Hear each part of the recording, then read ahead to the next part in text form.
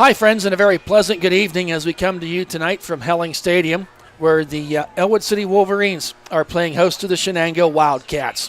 Beautiful night for football, one of the cooler nights, obviously, that we've had a game this year, but at October, this is what October football is to be like. My name is Thad Sturgeon, alongside our producer and color commentary guy, Brad Windhorst. As I said, the Wolverines coming in with a record of 0-6. Lost last week to a good Western Beaver team. Shenango Wildcats come in with a record of 4-2 and 2-2 in conference play. Should be a good game for football. A big night here, and it's Pink Out Night. For October being Breast Cancer Awareness Month, something that they've done here at the stadium for a number of years now, along with Club Hope here in Ellwood City, an organization that donates or puts in so much time for cancer research and the cancer patients. So, Brad, good to see you this week. Got another nice night for football. Yeah, beautiful weather here. A little bit chilly. You see it on your screen right now, only 55 degrees.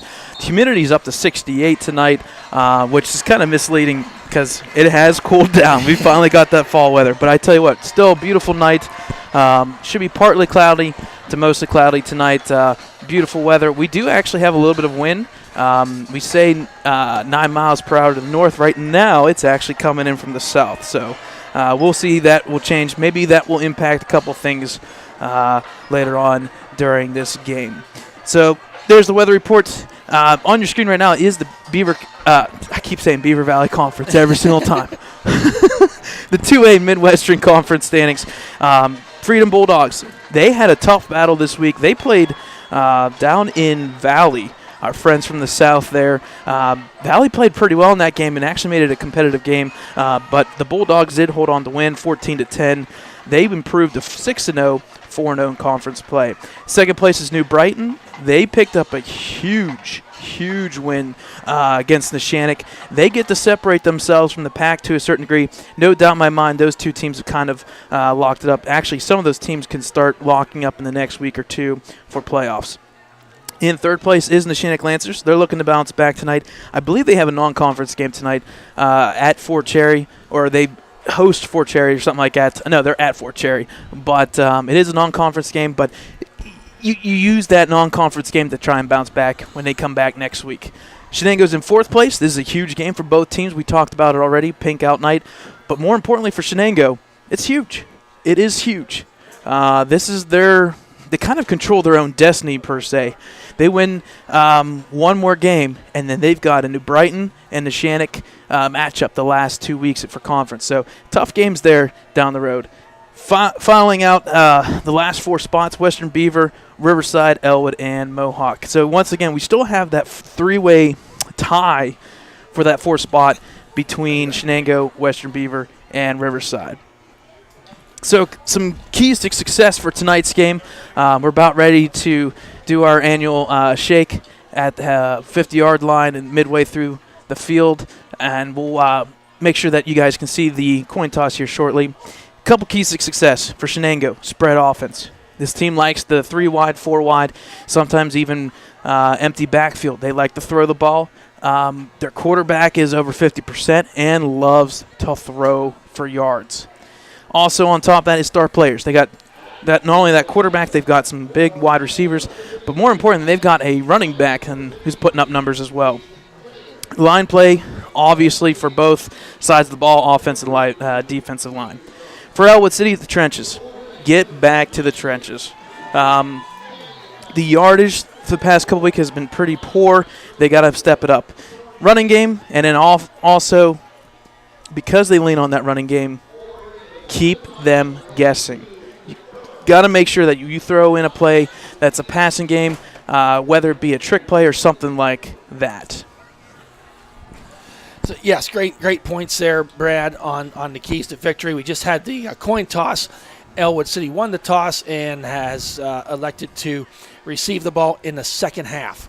So we'll see kickoff here, as Brad said, to have the ceremonial handshake here as we come just a few seconds here, a minute or so away from the start of the game. Nice crowd on hand. I'm sure they're filtering in more and more all the time.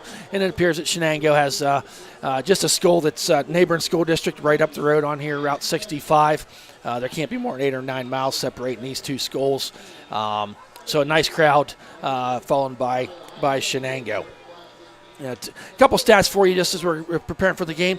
Ryan Gibbons, the junior starting quarterback, he's 33 for 69 on the year. 1 interception, no touchdowns yet for him. And his favorite target, and we saw it a lot last week, I believe it was Ashton Wilson, had 6 receptions. Ashton has 14 on the season for 131 yards. And then our senior Storm Chambers, he's gone to Storm 12 times, and Peyton O'Brien 4 times. Rushing-wise, Tyler Powell's been the workhorse. He's carried the ball 99 times for 267 yards, just a 2.7 average. I'm sure that's something that they would like to see built upon this evening. Carter Lutz, see him carrying the ball with 24 carries, and Brooklyn Toronto coming in with 24 carries as well. Players now getting ready to take the field and be ready for our kickoff. Forthcoming. Kind of looking at the players, we got an updated roster this week, so hopefully we got a roster that is correct when we're shouting out numbers. And there's some meat down there on the Shenango sidelines we're going to see on the line here as we come more into the game. Returners for Shenango's number 33, number 25, and 6. To kick off is number 6, Ryan Gibbons. And week 6 is underway.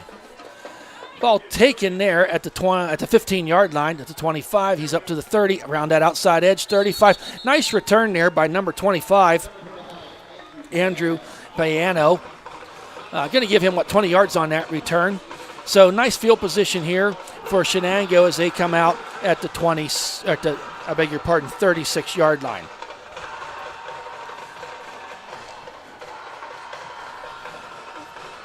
As always, we got pretty good internet reception this evening to this point.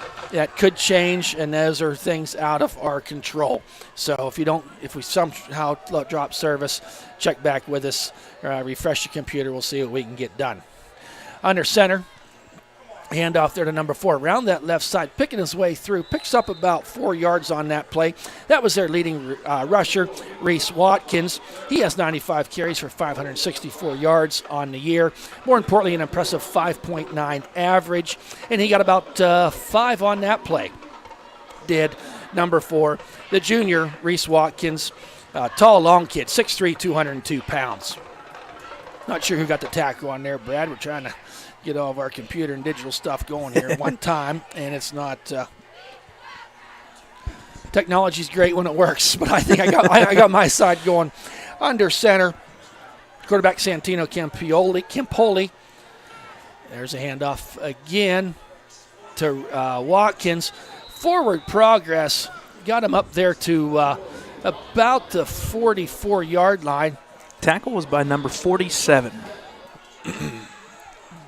I believe number 47 is one of our new ones. As I said, so 47, we'll get a name for him as we proceed here. So big third down play here for both teams on the defense side. Need a nice stop here. Ball just at the short of the 45-yard line on this third, and we'll call it a long one. Campoli back to pass. Got a man down there with the catch. Brought down quickly right at midfield by number 14, Ashton Wilson. And that receiver was Brad. Not really sure. I believe it was number 30. Number 30, Dalton Peters. Sophomore, 6'1", 143. Just like a quick out pass there, and had 2 guys over there, did Campoli. And was able to get the ball in there. Needed a yard, got about 3 on that play. Ball resting right at midfield. Campoli under center. Handoff to number 32. Weaves his way through. Hit hard there. But Ashton Wilson was in there playing around, along with number 74, Rodney Grimes. So that was Maddox Smiley on the run. Kind of looks like coming into the game, Reese Watkins is kind of their workhorse, if you will, Brad, but they're not afraid to hand the ball off to a couple other guys as well. Pick up a 5 on that play. Yeah, if I'm correct, Maddox has, 222 yards so far? Yeah. So they have, once in a while, they'll give a breather to Watkins, keep him fresh, and then they'll flip him right back. I may have been wrong. That may have been Adam Bryant. I beg your pardon. Okay. Campoli under center. Handoff to number 4. Plows his way forward. Going to be enough for a first down. Picked up about 7 on the play. Watkins was the ball carrier. Gibbons was in there, kind of gang tackled there. Number 28, Sammy DiCaprio, getting off the bottom of the pile as well. First down. And I guess maybe I'm a little bit surprised. I thought maybe Shenango would come out. Is that too loud? Yeah, just a little bit too loud. Just want to make sure you don't get any feedback. I thought they'd come out guns a-blazing passing. Right. But first and 10, ball in the 39. There's a pitch out there to Watkins.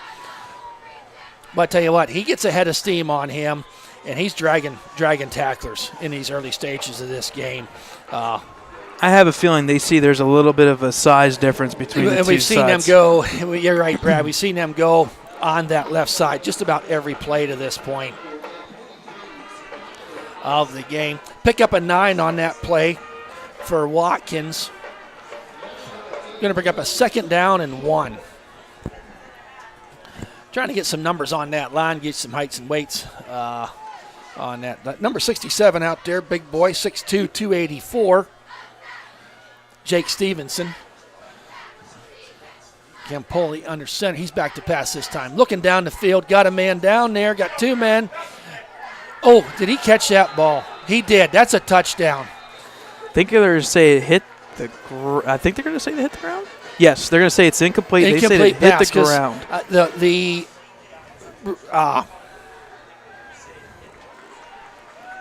official on the far side, I thought he gave the 2 arms up for a touchdown. He did initially, and I think the back judge then came in and said no, because great coverage there by Ashton Wilson. Don't let that get lost in that play. Ashton stuck with them the whole time, and it was actually – looking at the replay-wise, it actually went – it almost looked like it went through Ashton's hands, kind of went into him, but then – I think it was tipped there by Ashton to pull the ball in, and I think then it did fall to the ground. So 3rd and 1, ball on we're going to call it the 20 right there, the 29-yard. Doggone. Ellwood City jumped on that play. The hard count got him, and they came across. I think that's going to be a first down via the penalty. 5 yards walked off. They needed a yard to get down there to the 29. On the year, the Wolverines only have half the amount of penalties that their opponents do. Sometimes we can say that maybe that's not being too aggressive, but comparing to last year's 15-yard penalty issues, it's a lot better. Sometimes, hey, you get a hold, you jump like that on a 3rd and 1, you kind of got to be aware. Campoli pitch out there to Watkins around that right side. Stiffs arms 1 man. He gets down to about the 11-yard line. Pushed out of bounds there by Sammy DiCaprio. Carter Lutz in the vicinity as well. That time there, they tried the right side and more of a pitch from that deep running back position with Watkins. On this first drive, you got to be impressed with Watkins and how he's running the ball. You can kind of see why he's getting that 5.9 yards per carry. You can kind of see when he was running there, he was almost palming that football. So he has to have big hands. He's a big physical runner. It looks like we're going to see him a lot tonight. I believe so.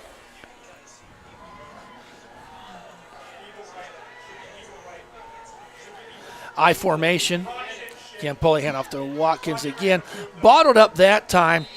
Give number 23, Tyler Powell, coming up from that linebacker position to put that first initial hit on him there, wrapped him up. And I think that's something you're going to maybe find to get this Watkins kids down.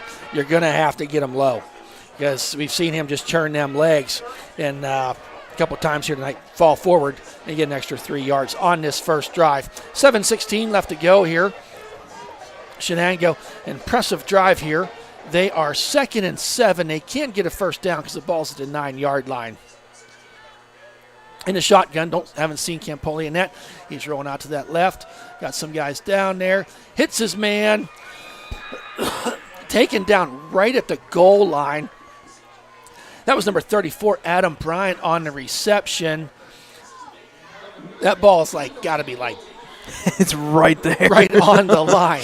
I mean, a strong wind, and that ball is falling into the end zone. So 1st and goal for Shenango inside that 1-yard line. Nice play development there. At first, I really thought Campoli was going to just keep the ball, tuck the ball, and run around to the left. But he had 2 receivers down there. And you see Campoli, we saw him last year. Ellwood City won this game last year, actually quite handily. Shenango was a very young team, still are a young team. They're going for the touchdown. The pile moves in. Not sure who the ball carrier was. Campoli himself. Campoli on the keeper. Finds his way into the end zone for that touchdown. Got some pushed in the back there, helping his way in. So at 6:49 in this first quarter, Shenango draws first blood, scoring, and that was about a 61-yard drive. I'm not sure how many plays, but there was about three pass plays. I'm going to say about a half a dozen or so run plays. A rather methodical drive there by Shenango to start off this game. So number 30 is the holder, Dalton Peters. There's the kick up and good. That makes it 7-0. Number 5, the kicker on that, Brad? Yep. Aiden Johnston, 11th grader. Very good kicker. He's actually kicked 3 field goals on the year, along with now 14 PATs. When you're game 6 of the season, you got 14 PATs. That tells you an offense is scoring some games. And Shenango last week, they beat Mohawk 20-10. 20-10. And we think back, Shenango, they got Neshannock coming up yet, and they got some good teams they're going to face. But if any indication, that first drive was very well played drive. You were talking about that Mohawk Shenango game. I was talking to a colleague of mine. He's one of the janitors at the CTC, Mr. Jim Graham, the senior. He's actually the father of the head coach for Shenango Wildcats. He said that the thing that they're trying to sell is finish games. They haven't put away teams. 20-10 to Mohawk doesn't sound good at first. They won that game methodically. It should have been worse, but that's what they're selling today. Okay, they want to see them finish the game. So, well, they started strong. That was a very, very impressive drive. Methodical Took about, drive. just a little over 6 minutes off the clock to go that 61 yards. No negative plays. All right, number 5, kicking off deep to Ashton Wilson. And number 2's back here. Hey, good to see him. Oh, missed the ball. Jump on that, buddy. Picks the ball up at the 22. He's up that left side. Got one man to beat. He's down to 35. He fumbles the ball. The ball went out of bounds, so somebody jumped on it. Number 2. Woo-hoo. Great return for number 2. What's his name that returned? If I'm right, that's Zach Gatto. Zach Gatto, because he's normally on the he's number 8. But welcome back, Zach Gatto. I thought that was him, but they changed numbers somewhere along the way. Initially fumbled the ball at about the 20-couple-yard line. 63-yard return. 63-yard return for Zach Gatto, and that is so great to see young Zach Gatto back on the field. As we know, he was taken off of the stretcher, 3 weeks ago? Yep. So, ball on the 26-yard line for the Wolverines. Gibbons in the shotgun. Handoff to Tyler Powell. Met there at the line of scrimmage by about 7 of the 11 Shenango players. Big number 67 was in there. 6'2", 284. He just sticks out, Jake Stevens. He's a big boy. Number 66 on the line, Anthony Campoli, a senior. If the viewers are wondering, that fumble was forward. Because of it being a forward fumble by the offense, it comes back to that 3 or 4 yards. Gibbons, handoff on the keeper. No. Yes, he did a nice job faked everybody out on that play, did Ron Gibbons, over that right side. And he is going to be just short of the lead stick. just about a half yard short. So third and about a half a yard here for the Wolverines. And you just see a young team like this Wolverines, and that kickoff return was so huge. We have not seen that sideline that fired up, I'm going to say, for 2 years. Right. so a season and a half anyway. So I formation. Gibbons with the keeper. Oh, he was knocked back. We're going to depend upon the spot here. I have a feeling I don't think he's going to have they're it. putting up the fist, which means fourth down technically. Oh, boy. Yeah, fourth down. And them big bodies up there for Shenango just maybe plugged any kind of hole or lane for Gibbons to find his way through. So 4th and inches. What do we got here? Looks like they're going to do official timeout. They may come and actually measure this, I believe. Well, that, to me, it does look short, but this may be a blessing. Just kind of give Coach Lemenza give a rest. Hey, let's think about what we want to do here. I mean, you're going to go for it. Your ball's resting right there on the 18-yard line. Here's what I like. Don't do any hard count. When they're done measuring, quick huddle, get up on the line, QB sneak it, and just push. Get the Reggie Bush push and just push forward. So stretching there you out go. the Looks lengths. like it's just a little bit short. Okay, we're going to go 1.5 for the first down. So Gibbons on the sidelines getting directions from Coach Lemenza.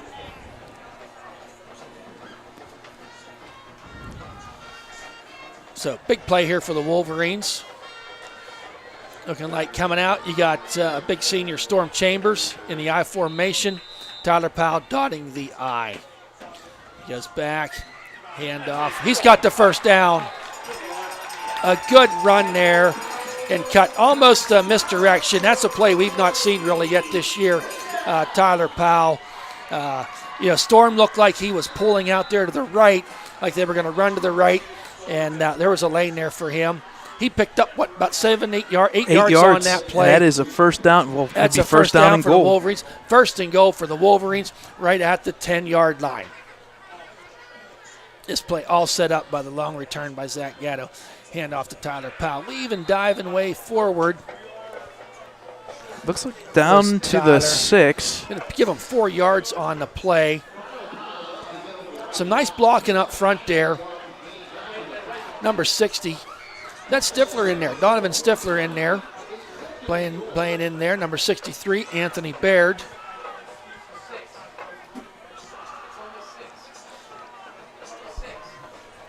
Number 50 out there too, Andy Vrabel on that line. I formation, 2 wideouts to the left this time on the 2nd and 6. Hit hard there at the line of scrimmage was Tyler Powell. Looks like he gained 1 on the play. Was that 57 on the tackle? I believe so. We don't have a 57, so I think I might have read that wrong. My dyslexia came back to haunt me. I like 67 better, Jake Stevenson. So 3:24 left to go here. Third and goal for the Wolverines on this 3rd and 5. 2 wideouts to the left. Pitch out there to Tyler. He fumbled the ball, and who's on it? I think he did recover, but unfortunately because of that, but he lost that yard on the play. Yep. Fumbled by the Wolverines. 2-yard loss on the play. Going to bring up 4th and goal from about the 7-yard line. So big play here for the Wolverines on this 4th down and 7. Got 2 wide outs to the right, 1 to the left. Slot Wilson. Back to pass. Rolling out there under heavy pressure. That ball falls incomplete. Ball was passed out there from Gibbons. Rolling out to his right, and he had a man. Ball fell short. Ball over on downs. Wow. you talk about, I've said this before, games can come down to 5 or 6 plays. You got to play them all. But that was a drive there for the Wolverines. They got the really short field. I have no problem for them going for it for the touchdown. Right. You're an 0-6 team. You're 7 yards away. A struggling offense, go for it. And unfortunately, ball Nothing over to show on for downs. it. Nothing to show for it. Campoli under center, I formation. Hand off there to Reese Watkins around that right side. He's got a lot of grass in front of him. He's at the 20, 25, 30, 35, 40, 45, one man to beat at the 50, all the way down to the 45-yard line of Ellwood City. Reese Watkins ran that ball. What was that? From the 7 to the 45. Almost a 50-yard game. 48-yard run Yeah. out of the shadows. Well, not shadows at this time of night, but I tell you what, all this going on, it is a beautiful night. Beautiful sunset going down over there. 2 minutes left to go here in the first quarter after that 48-yard run by Reese Watkins. And we didn't talk about much before the game, Brad, but I think when we get to the end of this season and we start talking about plays of over 40 or 50 yards, there's going to be too many for the Ellwood City defense.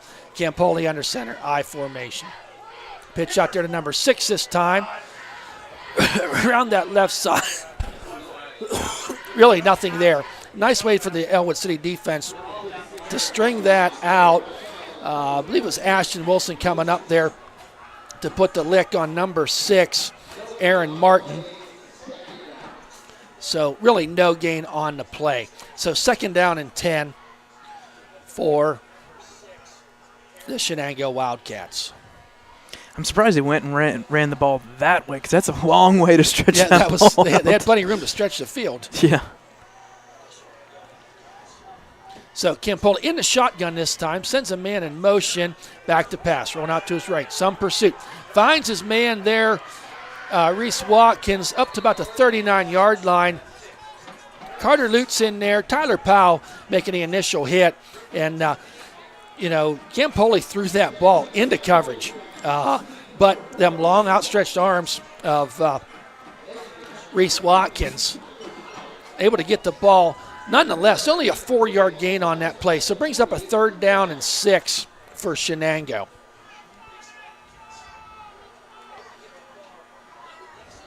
Once again, a fast-moving first quarter here, just 20 couple seconds left to go here. Big play. Yes, a big play for the Wolverines. Campoli under center, sends a man in motion. And he gets back to pass. Got a man down the field. That ball's intercepted by Ashton Wilson at the 15. He's at the 20, 25. He's at the 30, 35, 40-yard line. Nice play there by Ashton Wilson with the interception. Great play. And credit Ashton Wilson. He got a game tonight in that cornerback position. And great coverage once again by Ashton. This time he got 2 hands on the ball and brought it in for the INT. Returned the ball all the way back to the 40-yard line. So he intercepted at about the 15. So about a 25-yard return there on the INT return. That is just the Wolverines' 3rd forced turnover on the year. And that was great coverage by Ashton, but also there was some pressure on the quarterback on that play too.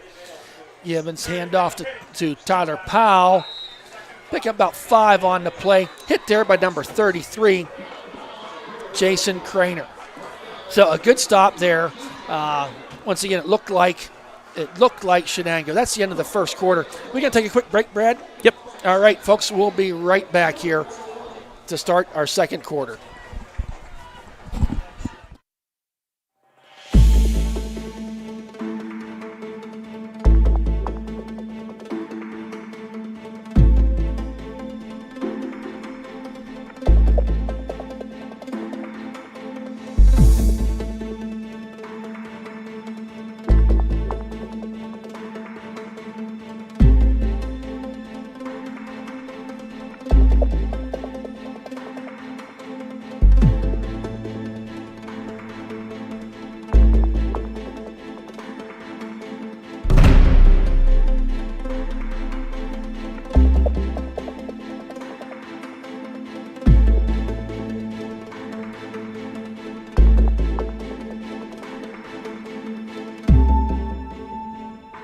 back, folks.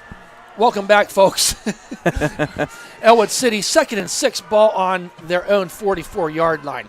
Gibbons under center, handoff Tyler Powell. Met there by Reese Watkins, number 4, but not after about a 5-yard gain.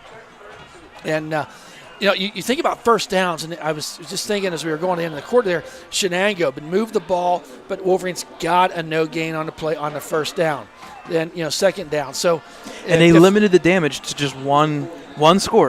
It could have been 14, but one long big run. Play. And on the flip side, I think that's the key for these Wolverines on this offense. You get 3 to 5 yards on that first down and just allows for so much more. And Tyler Powell's been doing that to this point. Gibbons back to pass, throws the ball out there to O'Brien, makes the first man miss. He's down to the 40-yard line. Hey, he pushed him out of bounds a little quicker than he needed to.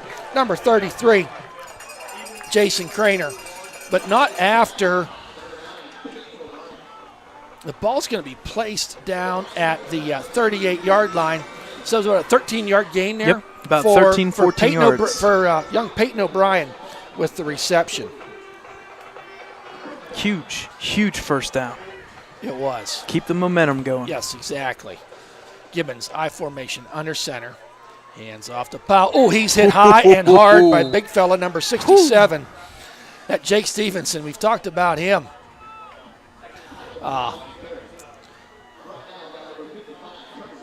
I will say, I am glad I am up in the booth and not there. Yeah. Wow. They gave credit for number 55 in there, too, Trevor Valente. But Tyler was hit low and high for no gain on the play. Ball resting on the 38-yard line.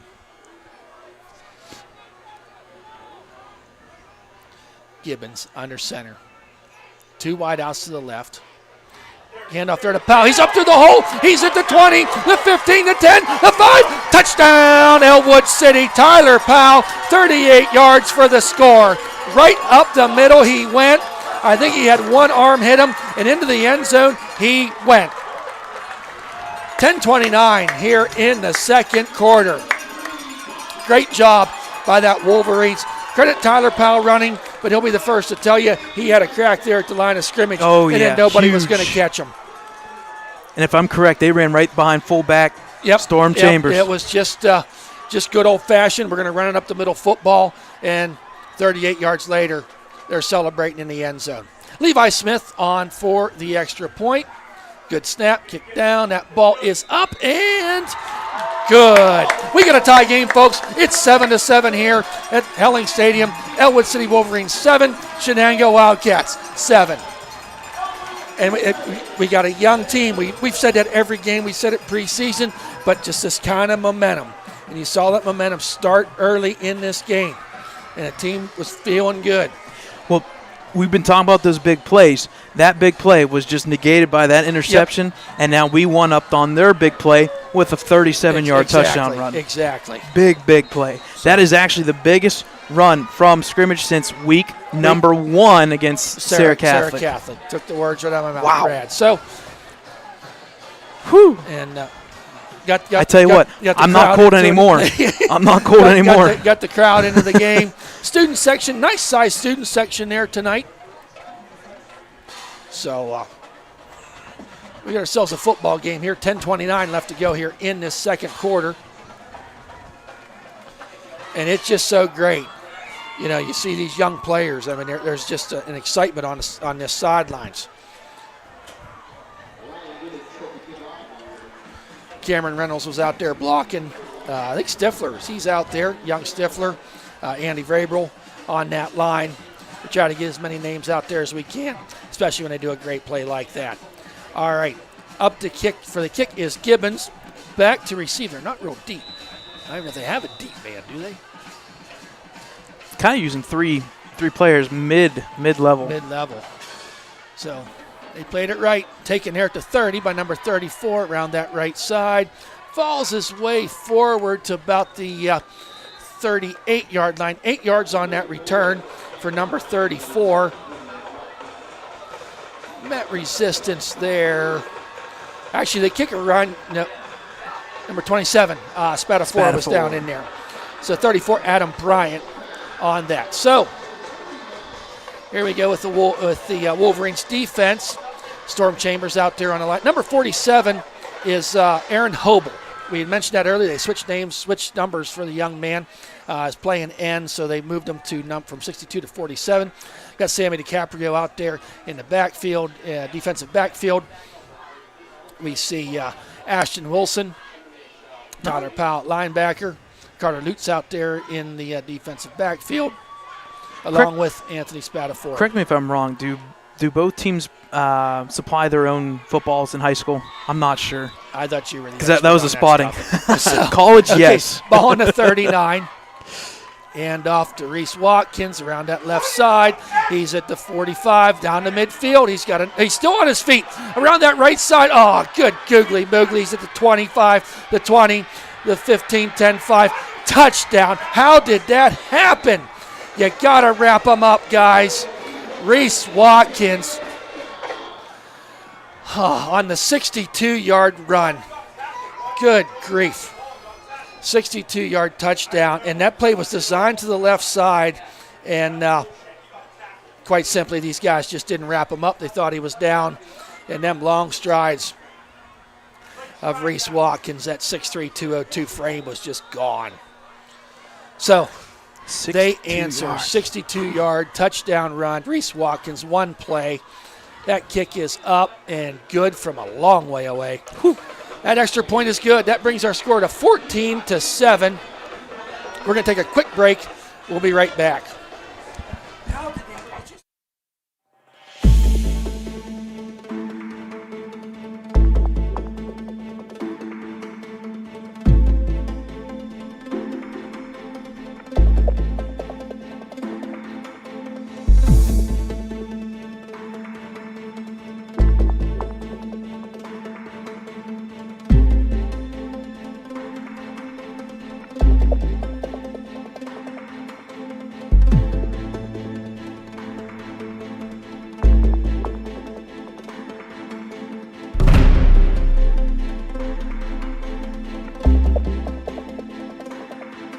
Welcome back, folks. That 62-yard scoring drive, one play by the Shenango Wildcats, brought our score to 14-7 with just 10 minutes left to go here in this second quarter. Two scores in about 30 seconds. There's about two scores in about 8. I think it was like 14 seconds. Something like that. How long did it take Watkins to run 62 yards bouncing off of people?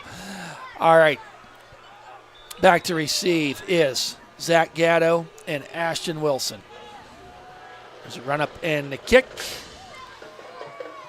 Ball bounces there, taken by Ashton. He fumbled it. Fall on it, buddy. The 20-yard line. Kind of the ball was kicked there in no man's land. It's kind of the second time we've seen now kickoffs. Yeah, I don't know if as good as that receiver is, or that kicker is, he's not taking the ball deep on the kickoffs. Maybe something that they could be aware of.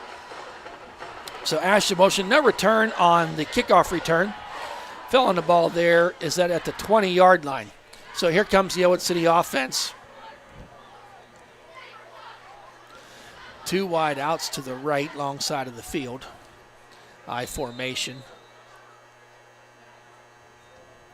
There's a handoff to Tyler Powell. Hit there by number 4, Reese Watkins, and a host of other ones brought him down. And, it's kind of Shenango's really selling out for the run on the defensive side of things right now. They basically got 8-9 people up there filling the box. They did that on the last time Tyler touched the ball, and he got through that initial line, and there was nobody to get him.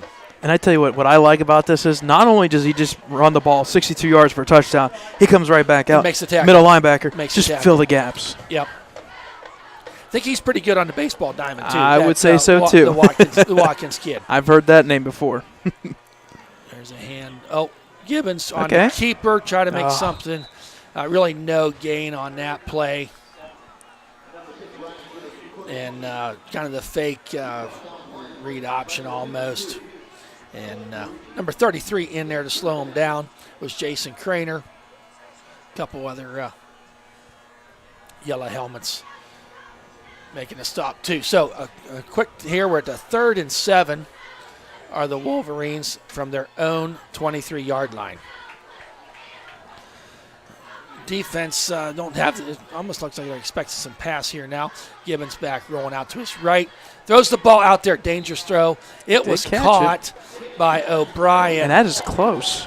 I think I don't know. Didn't depend upon the spot. Looks like from this side, it looks like he's short. So they're probably going to have to do another measurement. I think we're going to do a measurement. See where this ball lays. So on this official timeout for a measurement. I tell you what, though, I like that play. I do. We too. haven't seen it recently. We've not seen it a lot. That the cornerback for that team, I failed to get his number. He was closing quick, but to Gibbons' credit, he got the ball out of his hands quickly and the ball to him. And it's kind of nice now to see that not only was Ashton Wilson kind of featured with the right passing game, but now we're kind of seeing Peyton O'Brien come back into this as well. Yes. And you got to remember Peyton. He's a sophomore. Nope, ninth grader, freshman. Freshman is Peyton. We can't really see. We'll have to wait for the official. Looks like they're going to give a first down. First down for Ellwood City. So huge play. Yeah, big play for the Wolverines to keep this drive alive. Ball right at the 30-yard line. You don't want to keep kind of saying huge play, but but all of these are.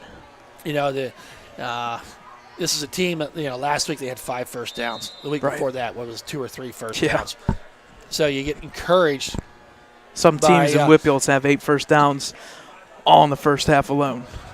Well, we saw Shenango had about 5 in that first drive. So Gibbons in the shotgun. And off to Powell, makes the first man miss. He's at the 40, the 45. There we Taken go. down there 82. by number 82. Xavier Gump, I believe. Yep. Gump with the tackle, but not after about a 16-yard gain. We're kind of seeing that with Shenango selling out and putting all those guys in the box. We've kind of been a little critical of this offensive line of the Wolverines, but tonight they're given enough room for Tyler to make through that first wave.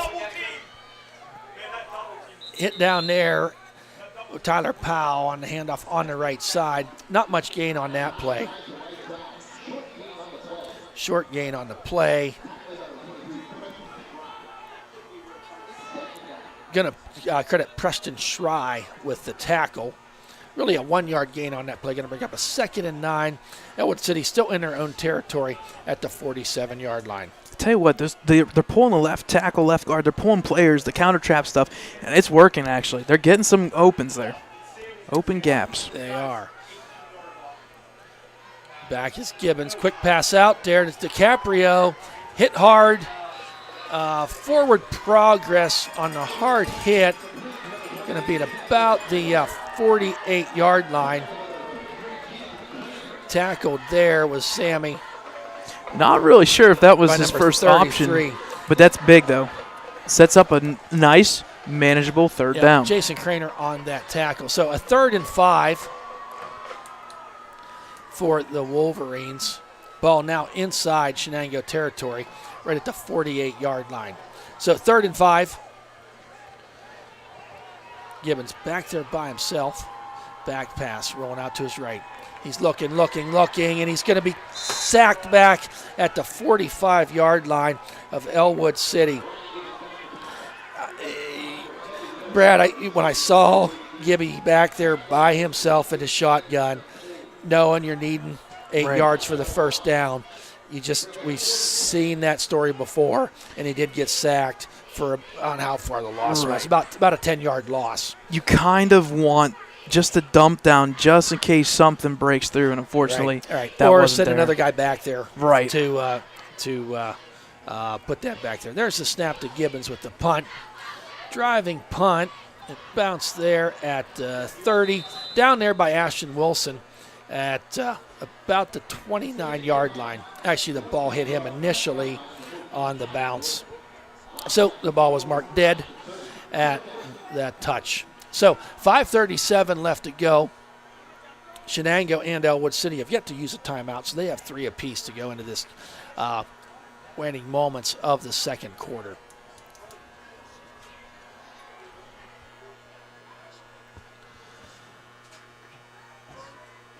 pretty clean half. I don't think Shenango's had a penalty yet. Ellwood City's had one. We're live on the radio. Back to pass. He's gone deep. Got a man down there, and he made the catch at the 30-yard line. Number 33, Jason Craner, with the about a 40-yard pass play from Campoli to Craner, taking the ball all the way down to the 31-yard line. So 39-yard pass play for the Shenango Wildcats. So ball now down into Ellwood City territory. That was a nice pass there by Campoli. Just led the right receiver on a dime. Campoli under center. Handoff there this time. fumble. There's a fumble on the play. Recovered by Reese Watkins at the 35-yard line. Loss of 4 on the play. Initial guy with the ball, was that number 6? That was, I believe, number 6, yes. Aaron Martin was hit in the backfield. I think Hobel was in there to disrupt things. Right. And then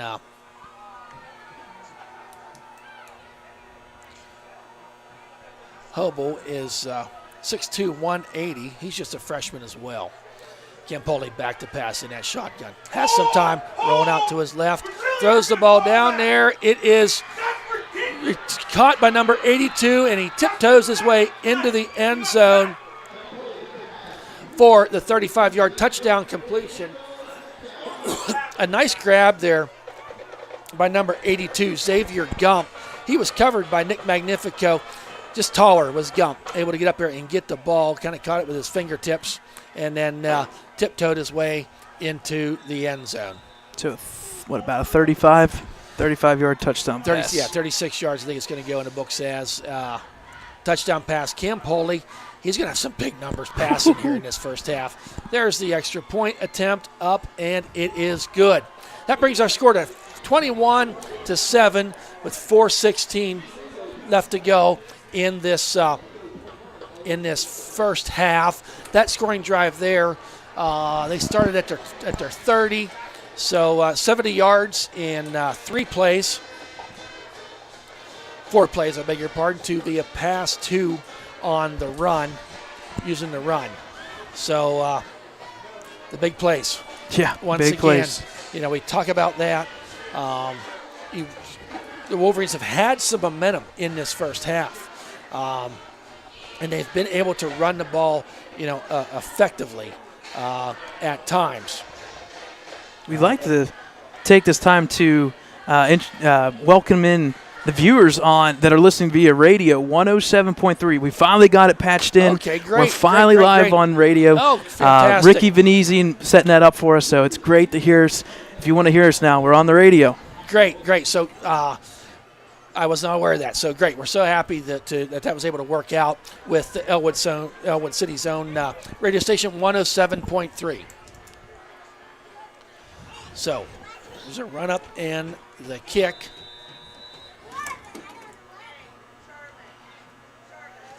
High end over end kick, and it's going to go out of bounds. Nice start here for the Wolverines with 4:16 left to go in this first half. Wolverines will have the ball. So, 35-yard line? 35-yard line. So Wolverines, 3 timeouts at their disposal with 4:16 left to go. This is crunch time right now. It is. 21-7. You've given up two or three big plays now. You got to get something back. Or right. Worst case scenario, don't give up any more big plays before halftime. Before halftime. You try to milk this clock down and maybe hope for something, maybe a point opportunity or something down there. Exactly. So Gibbons up under center. 2 wideouts right, I formation. Powell hit there hard, taken down with authority by number 32 for a 2-yard loss. That was Maddox Smiley in there. There were just no gaps there for for Tyler Powell to run on that play. So we're going to have a 2nd down and 12. Rolling clock here, 3:50 left to go.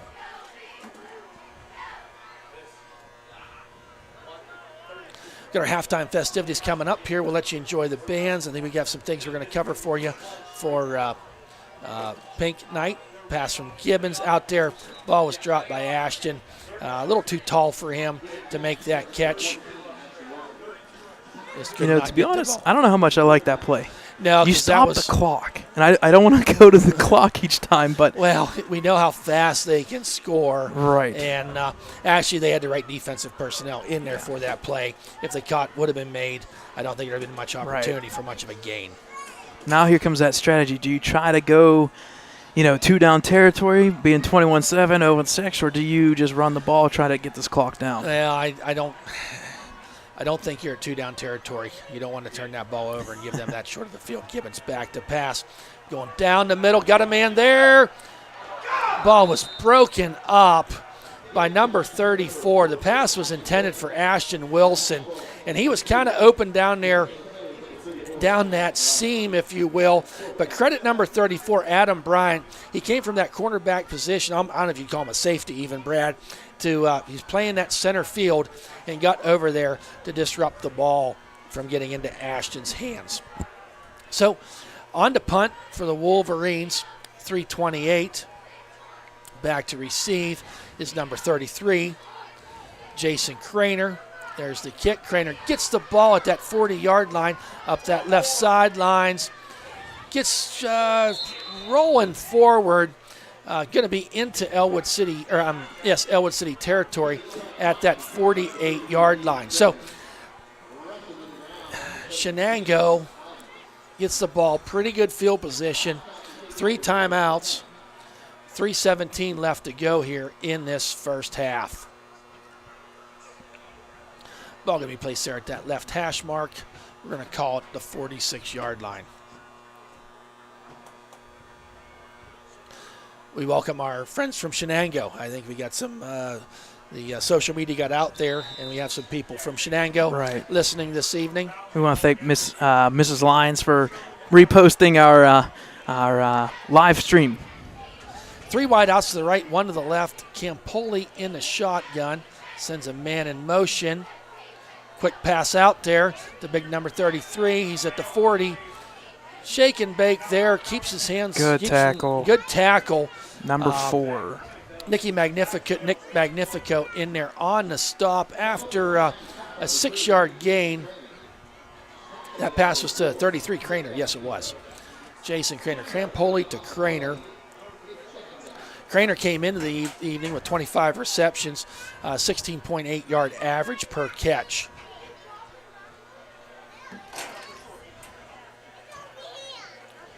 So in a shotgun, 3 wide outs to the left, 1 to the right, sends Reese Watkins in motion back. Campoli by himself, has some time.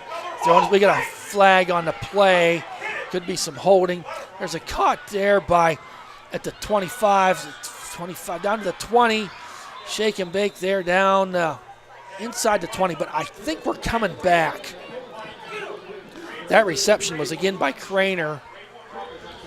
Campoli was dancing around in the backfield, was under pursuit. I'm thinking, by the way, they're spotting that flag. The officials are meeting.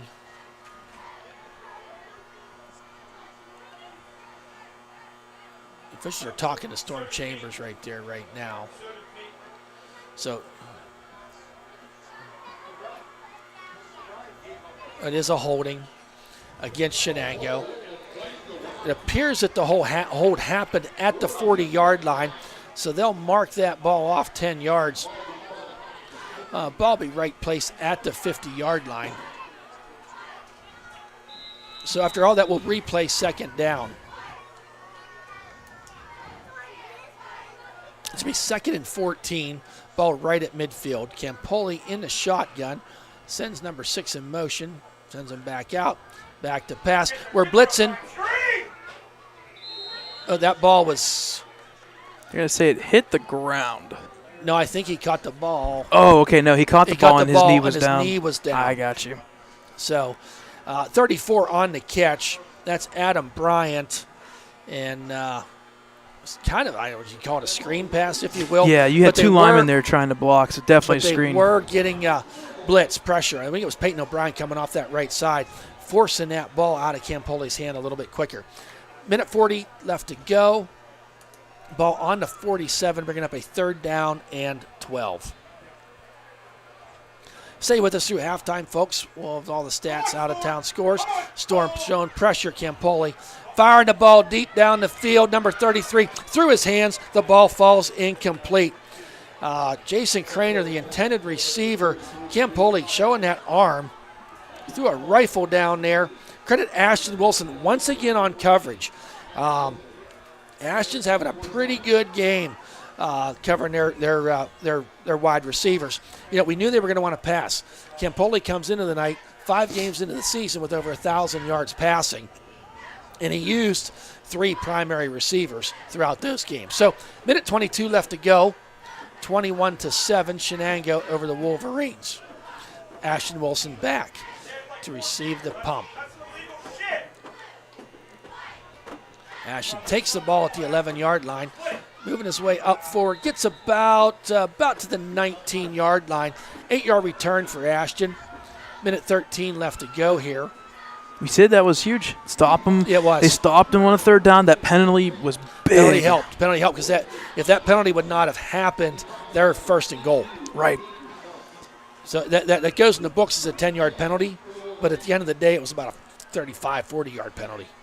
Ultimately, to me, it could have been a 6-point penalty. Well, yes. So yes. That's huge. Yeah. That's huge. Yeah. So we'll see what the Wolverines want to do. They do have 3 timeouts. A minute 13 left to go here.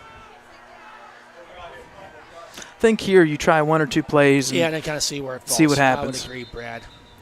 And I believe Shenango. 1, 2, 3, 4, 5, 6, 7, 8, 9, 10, 11. Yeah, they actually have too many players on the field, actually. 1, 2, 3, 4, 5, 6, 7, 8, 9, 10, 11. Now they got 11. I'm not sure. So they had too many. They had too many players on the field, but they had to change the ball. Okay. So 3 wide out strike. Gibbons rolling out to his right. Throws the ball down there to O'Brien. Hit there at the 30-yard line, and he goes out of bounds, stopping the clock. That was key there for young O'Brien to get out of bounds. Picked up 10 on the play. Going to be a 1st down.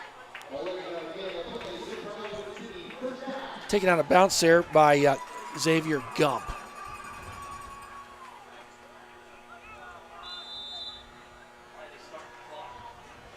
Yeah, why are they starting the clock? yeah, it should be 113. Okay, I think the I refs caught it. He realized what he did. Yep, should be 113. That's what it should be.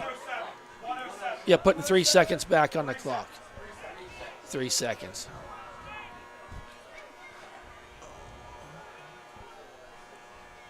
It should be 107, not 106. It was stop 107. There we go, we're good. All right. Gibbons in a shotgun. Looking downfield. Throws the ball there to Wilson. Not much on that play. Going to be able to pick up about 3 on the play. Make it 2. So 55 seconds left to go here. Be 2nd down. I think you got 3 timeouts. I'm wondering if Ellwood's going to take the timeout. They did one about 8 seconds too late, though. But yeah. All right. We're going to take a quick timeout.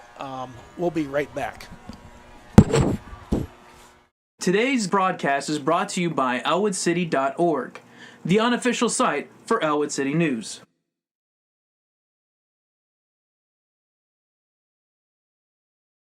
Venezi Sporting Goods and Apparel, your hometown store for all your custom apparel needs and printable sportswear for all types of groups. And by WXED 107.3, located in downtown Ellwood City, bringing you your rocking needs.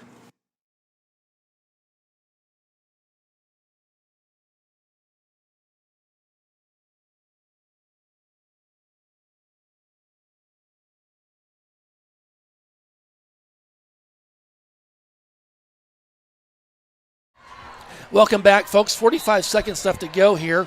Ellwood City just coming out of that timeout. On this 2nd and 6, Gibbons rolls to his right. Ball thrown out there to O'Brien. Was not able to pull the ball in. Ball falls incomplete. Going to bring up a 3rd and 6. Incomplete pass stops the clock. Ball on the 34-yard line. So stay tuned through halftime. We're going to have enjoy the Shenango Wildcat Band and the Pride of Ellwood City Blue Band. Club Hope's going to do a presentation, a little competition they do down on the field. And then we'll try to work in some halftime stats. And also got a special guest coming here to start the 3rd quarter, Miss Kara Atkinson, to talk about Club Hope. Gibbons back to pass on this 3rd and 6. Throws the ball. He was pressured, kind of threw that ball off the back foot, if you will. Ball falls incomplete. 36 seconds left to go, bringing up a 4th down and 6. Punt unit is on for the Wolverines.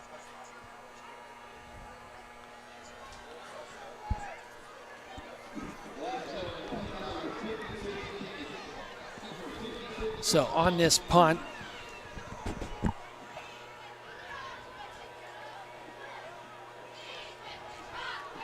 Gibbons with the punt, driving punt, taken there at the 36-yard line. Shake and bake up to the 50, the 45, rolls his way forward into Ellwood City territory down at the 43-yard line. Clock stops with 23 seconds left to go. I would think Shenango would probably take that approach too. See what happens here on this first 2nd down play. They do have all 3 timeouts. Campoli can throw it that far. He can throw it 40 yards to get the ball into the end zone from where he stands right now.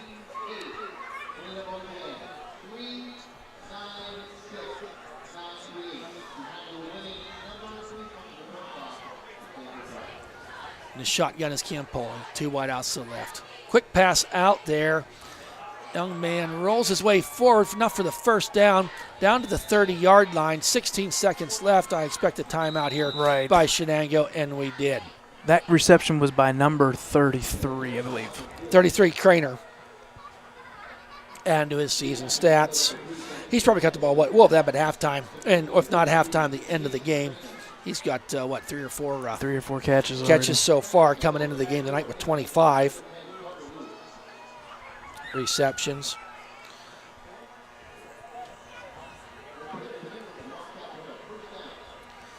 So let's come back from this timeout. Ball's right at the 31-yard line. 14 seconds left to go with Shenango. We'll have 2 timeouts. So kind of setting the stage for you to what's going to happen here.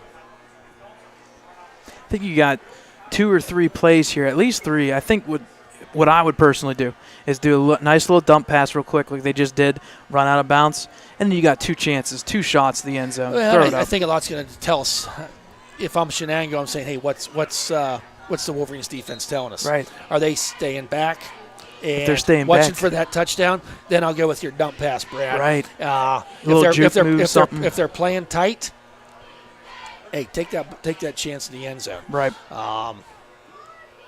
It appears the Wolverines are really going to be rushing like four on this play.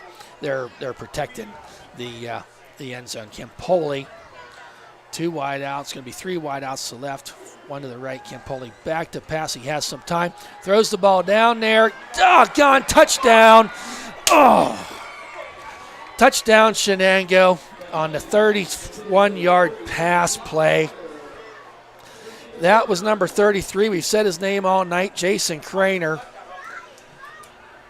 He was man-to-man coverage down there with Nick Magnifico, young freshman. And, credit Campoli on the throw. That was a not a rainbow, but a laser beam type throw, 30 yards. The extra point is up and good. That brings our score with 7 seconds left to go here in this first half, 28-7, and man, that's a long walk back to the locker room at halftime, giving up that score. That's that's another time, Brad. Yep. What Shenango did? 3 plays? Mm-hmm. A 3-play drive, 48 yards. you never want to give up points right before halftime, but 7 seconds before halftime. Right. That's Right. a dagger. They get going the ball. into halftime. They got the ball with 23 seconds left to go in the half, and they go down and score. One perk out of it, we do get the ball in the second half, so we'll see if we can answer. I mean, who knows? You never know. Good return here. There was some offense. We've seen the most offense out of this. More than 3 weeks, 4 or 5 weeks. Yeah. Yep. All right, 7 seconds left to go. Oh, Zach Gatto, and I kind of alluded to this before. So great to see Zach Gatto. He got carted off the field, life-flighted to Children's Hospital 3 weeks ago.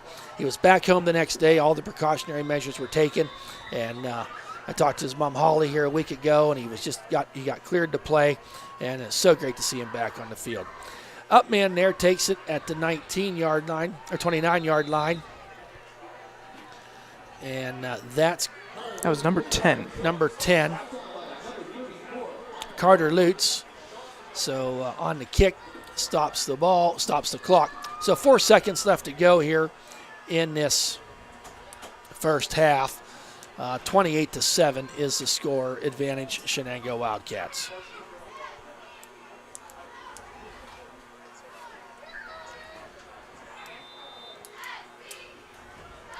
Look, we're going to get the kneel down here. It appears that way, unless they're going to do the old Dan Marino fake. You're too young to remember what that is, Brad, I do remember that one.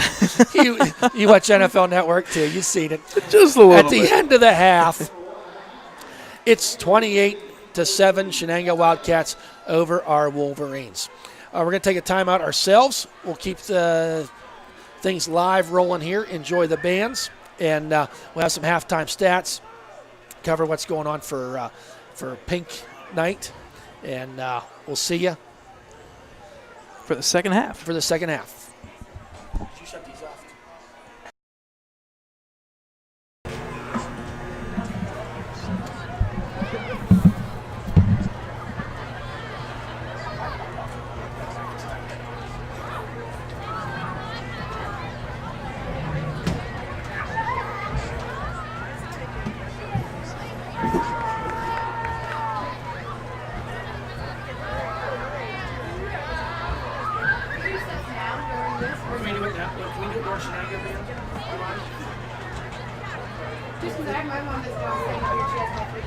Oh, okay.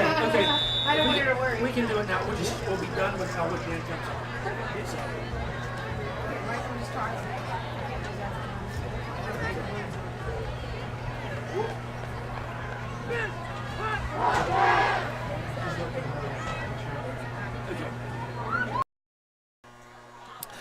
Welcome back, folks. This is the Shenango Band is playing here.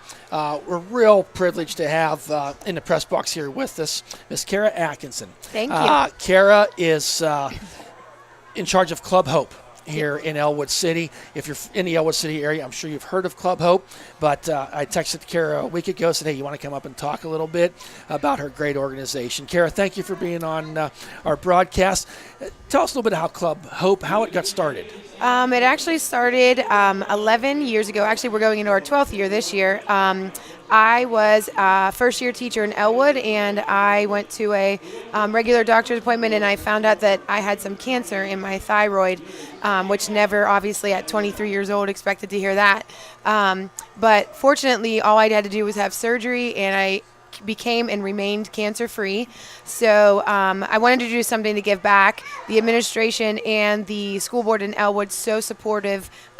Gave me permission to start a club called Club Hope. In 10 years, the kids did little odds and ends fundraisers, but once we started helping people, they started giving back and wanting to help others. In 10 years, the kids raised $70,000. $70,000. Yes, That is fantastic. it's amazing, yes. That is fantastic. Now, what are you doing with those monies? We actually started by sending flowers, gas cards, meal cards, and things like that to people in Ellwood City. And once it started growing, we decided to see what would happen if we turned it into a 501c3 nonprofit, Okay. which I was a little nervous about, but the right people came into my life to guide me.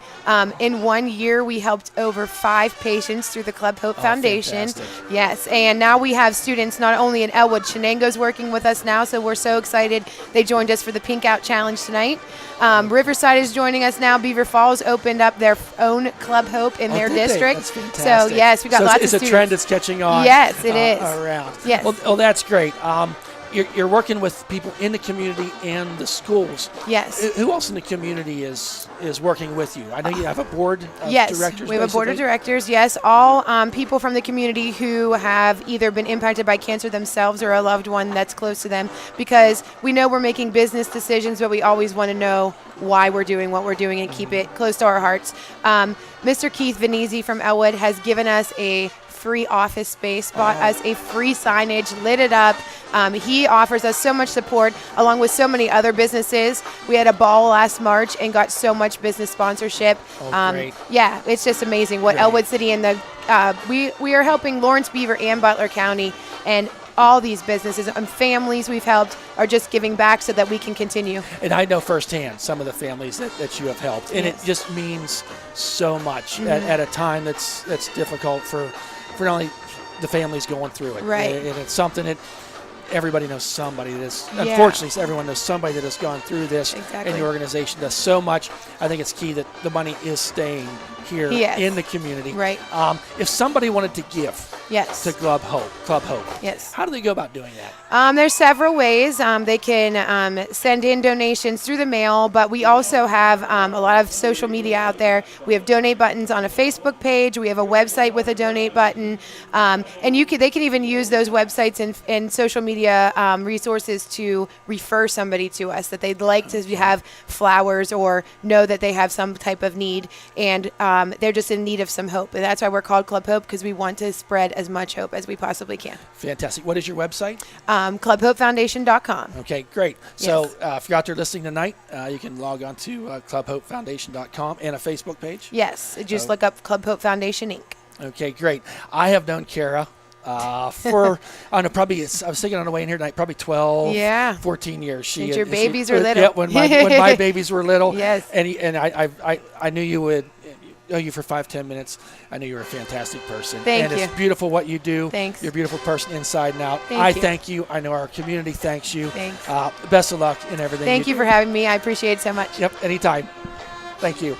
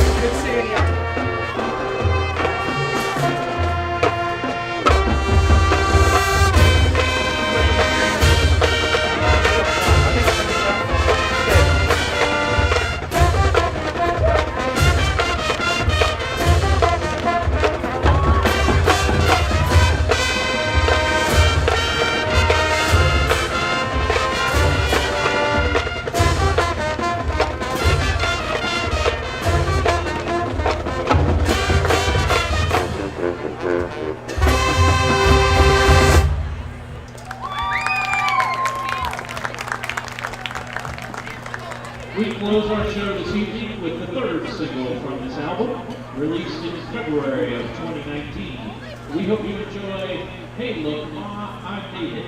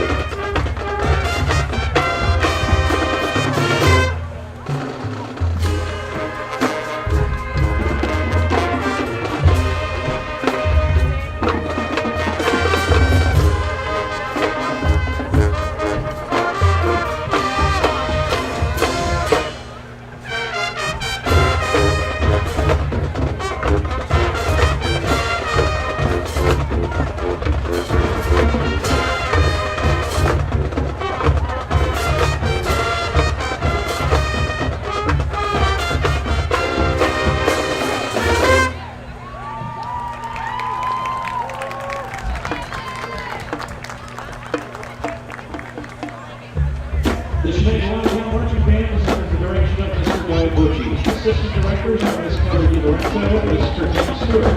Major Advisor is Ian Ovides. And Advisor is Mrs. Scott Artifact, Mrs. Leslie Ross. Our drum major is Senior Devin Janasco. Thank you, and good evening.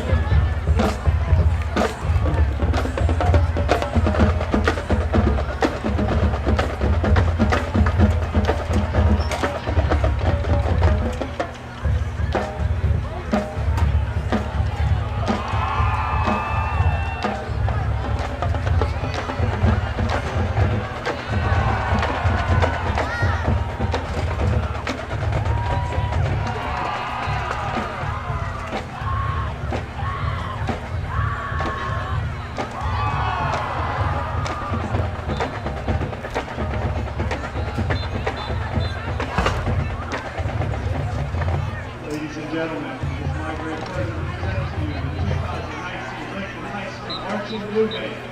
Tonight, the Blue Band opens with the 1973 Progressive Rock hit by Emerson, Lake, and Paul. Here is Marching Blue Band.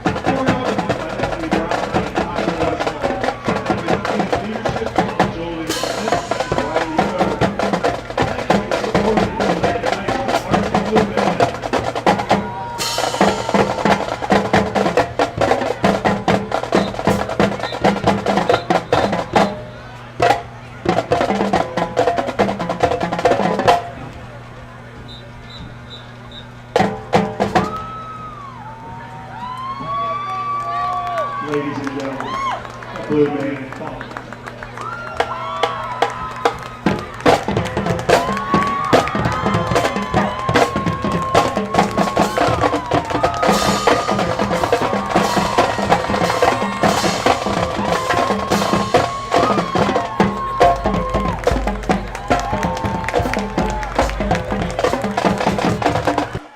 All right, folks, bringing you halftime score of Week 6 action in the 2A Midwestern Conference between the Shenango Wildcats and Wolverines. It is 28-7 halftime score for the Wildcats. We're going to bring you some halftime stats here and there while they set up for the Club Hope stuff here shortly.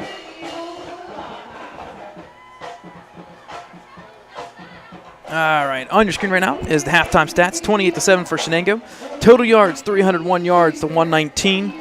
Rushing yards in favor of the Wildcats, 156 to 78. That's double the number. Passing yards wise, wow. Whew. Santino's putting up some numbers. 145 yards passing compared to 41 for the Wolverines. First downs, the Wildcats doubled up, 12-6.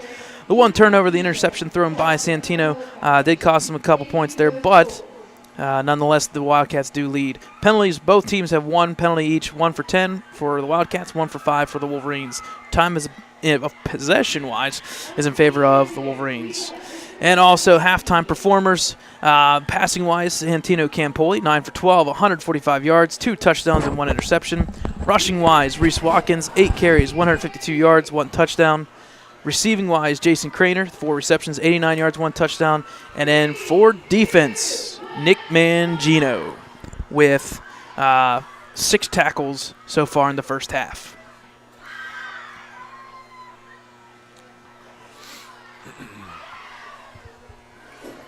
So we got this little action here, Club Hope. Looks like they're tossing, was it beanbags possibly? I'm not really sure what they're doing. I think it's the little footballs. Oh, the little footballs. Little mini footballs.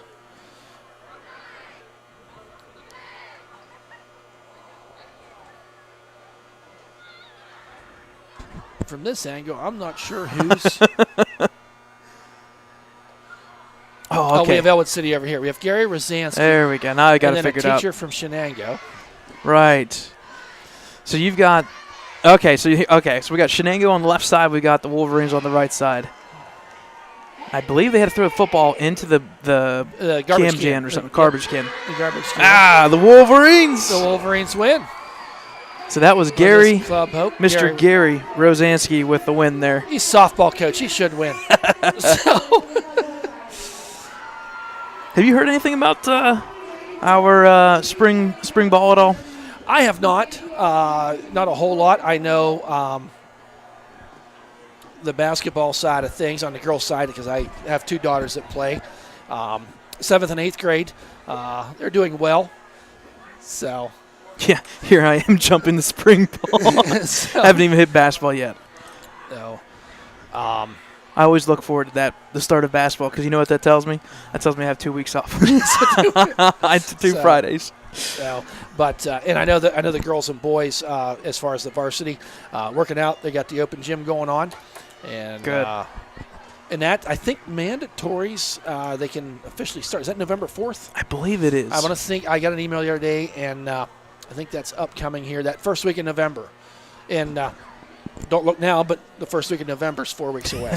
so the things do go fast as we go. So you got the halftime stats there, Brad. Out of town scores. I don't know what you had. I completely forgot about the halftime out of town scores. About a minute and a half. You can throw some of them out there. Yeah, I can definitely do that. And of course, I walked too far away. Here we go. On the screen is your out of town scores. New Brighton leads at halftime, up on Freedom, 14-7. Big. I'll be darned. And Riverside. Looking like they're going to, they're expected to beat Mohawk, but they are pulled away at halftime 21-10. Blackhawk is up on Newcastle 19-6. Burgettstown, once again, pitching another shutout, 24-0 over Carlinton. Central Valley, that's the big one there. TJ, Thomas Jefferson up 14-3 at halftime. Avonworth pitching their shutout over Seton LaSalle, 27-0. I want to talk about this one right here. Tough game, but Laurel is up on Union 12-6. Laurel had those 2 losses in a row, and they're trying to bounce back. They are still ranked in the top 5 in 1A, but hopefully they can make their turnaround and make that last little push here to get that 1 or 2 seed. Huge games there from there on out. So, again, New Brighton's winning, Riverside's winning, so this makes this game that much more meaningful for Shenango. And if all 3 of the teams win, I don't think we're going to know any more tomorrow than we did today. Western the playoff. Right, Western Beaver is the one team that does not have a conference game this week. So we know for a fact they'll stay 2-2, but they'll finish the rest of the season. They have 3 games in a row of conference play. But it's going to take shape. But there's going to, the way it's looking right now, we're sitting here, week 6, Brad? Yeah. With 7, 8, 9 coming up, there's going to be some basically playoff games in week 8 and 9 here, right, in the Middle Western Conference. Correct. So Ellwood City getting the ball here to start off this first half. Second half. Second half. Thad Sturgeon alongside Brad Windhorst. We thank you for joining us this evening. Again, we also want to talk about WXED 107.3. Yes. Thank you for listening, those who are listening live radio. So we can hopefully can promote that a little bit more this week. And thank Rick Venezi. There's Ashton Wilson about the 12-yard line. Coming up toward the center of the field. He's got a lane. He's at the 45, the 50. He's at 45. One man to beat. He's at the 35, 30, 25, 20. Keep it going, buddy. Come on. Let's go. 10, 5, 10. 5. Touchdown! Ellwood City on the 79-yard return. Ashton Wilson. Hello. Wow. 28-13. Wow. He was untouched. Wow. He took that ball on about the right hash mark, cut toward the middle of the field, and he had a lane the whole way there. Thought the kicker was going to get him. Kicker didn't get him. Maybe running out of gas a little bit at the end, but he had enough gas to get her into the end zone. Wow. Great balls of fire. That's how we want to start a half. 28-13, extra point forthcoming. Waits the snap to Gibbons. Ball's down. That kick is up and good. 28-14, just like that. Ellwood City's right back into this game. Jeff Fodia, man, he's hiring a kite right now. Congratulating his special teams coming off that field. Wow. I tell you what, tonight, bunch of punches thrown. One team right back at it. Wow. Yep, we have a game. And then you just, just that excitement for them Wolverines, this young team. Whew. What a night. Pink out night. Club Hope. Big scores. Wow. Football weather. Friday night. I don't need that 80-degree football weather. This is football weather here. The way God intended it to be played. So that was 79 yards. He took. I believe so. Yes. On that return. So great run by Ashton Wilson. Seen a lot of great things out of that young football player. So we're going to kick the ball off again.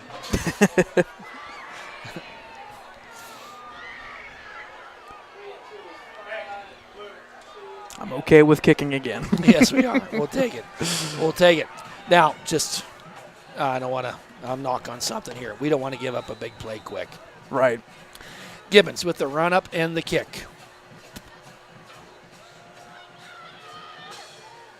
End over end kick. It bounces. Going to be taken there at the 20-yard line.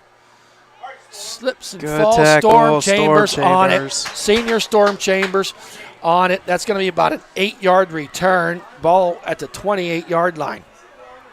Good tackle. Yep, good tackle. Wrapped him up. Got him down. So Shenango on offense, their first possession here in this second half.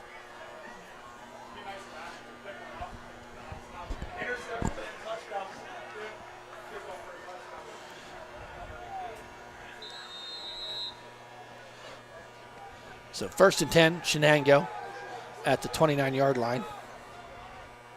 Under center's Campoli. Handoff there. That was number 6. Stop there. Storm Chambers coming in there, making a hit. Rodney Grimes, is he in there too? Number 74. On the stop. And, man, on that time, that defensive line for the Wolverines, they were pushing the offense back. So gain of about a yard on the play. That was Aaron Martin on the carry, was it? Number 6? I believe so, yes.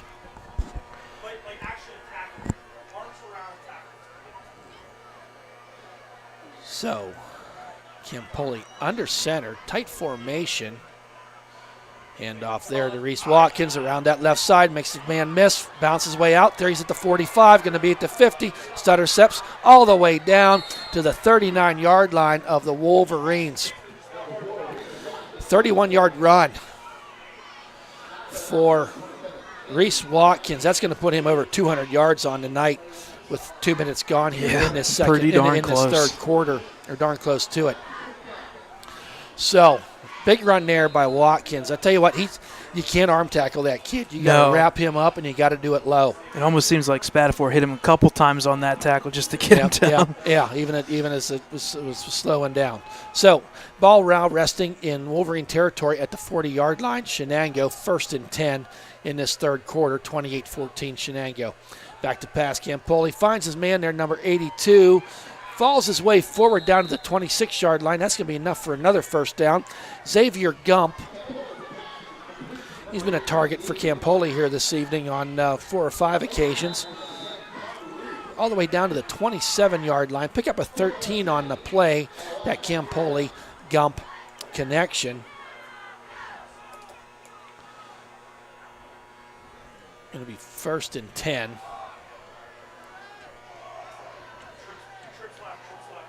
Got 3 wide outs to the right, 1 to the left. Watkins hand off to him up that middle. Breaks a man miss. On his way to the end zone is Reese Watkins on the 27-yard run. And I'll tell you what happened that time, folks. They had 4 wide outs, trips to the right, spread everybody out. And Reese Watkins just danced through the original line of scrimmage, and he had smooth sailing into the end zone for a touchdown, making the score 34-14. 2 minutes gone here in this third quarter, and we have 2 scores already. That drive there was about 65 yards. There's the kick. Extra point is up and good. We're going to score 35-14, Shenango Wildcats. We'll take a quick break. Be right back. Today's broadcast is brought to you by EllwoodCity.org, the unofficial site for Ellwood City News.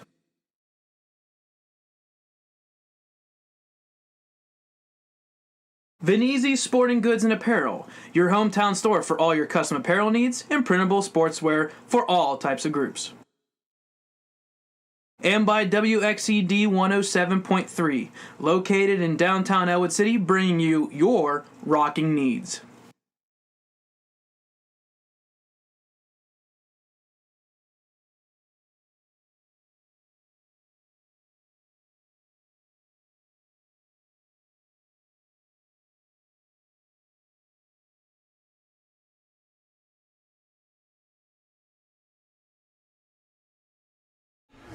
Welcome back, folks, after that Shenango scoring drive of 75 yards. Yeah, 75. 75 yards, capped off by the Reese Watkins 27-yard touchdown run. Shenango on the kickoff. We have Zach Gatto and Ashton Wilson deep. There's a run up and the kick. Squib kick there, let her go out of bounds. Good play. We'll take that one.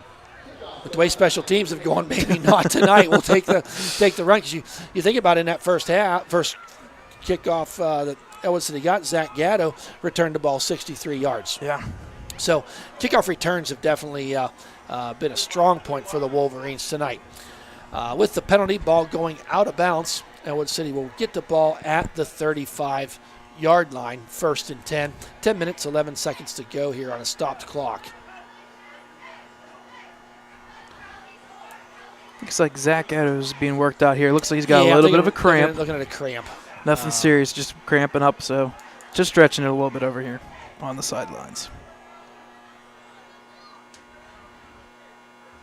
Okay, so what is going on?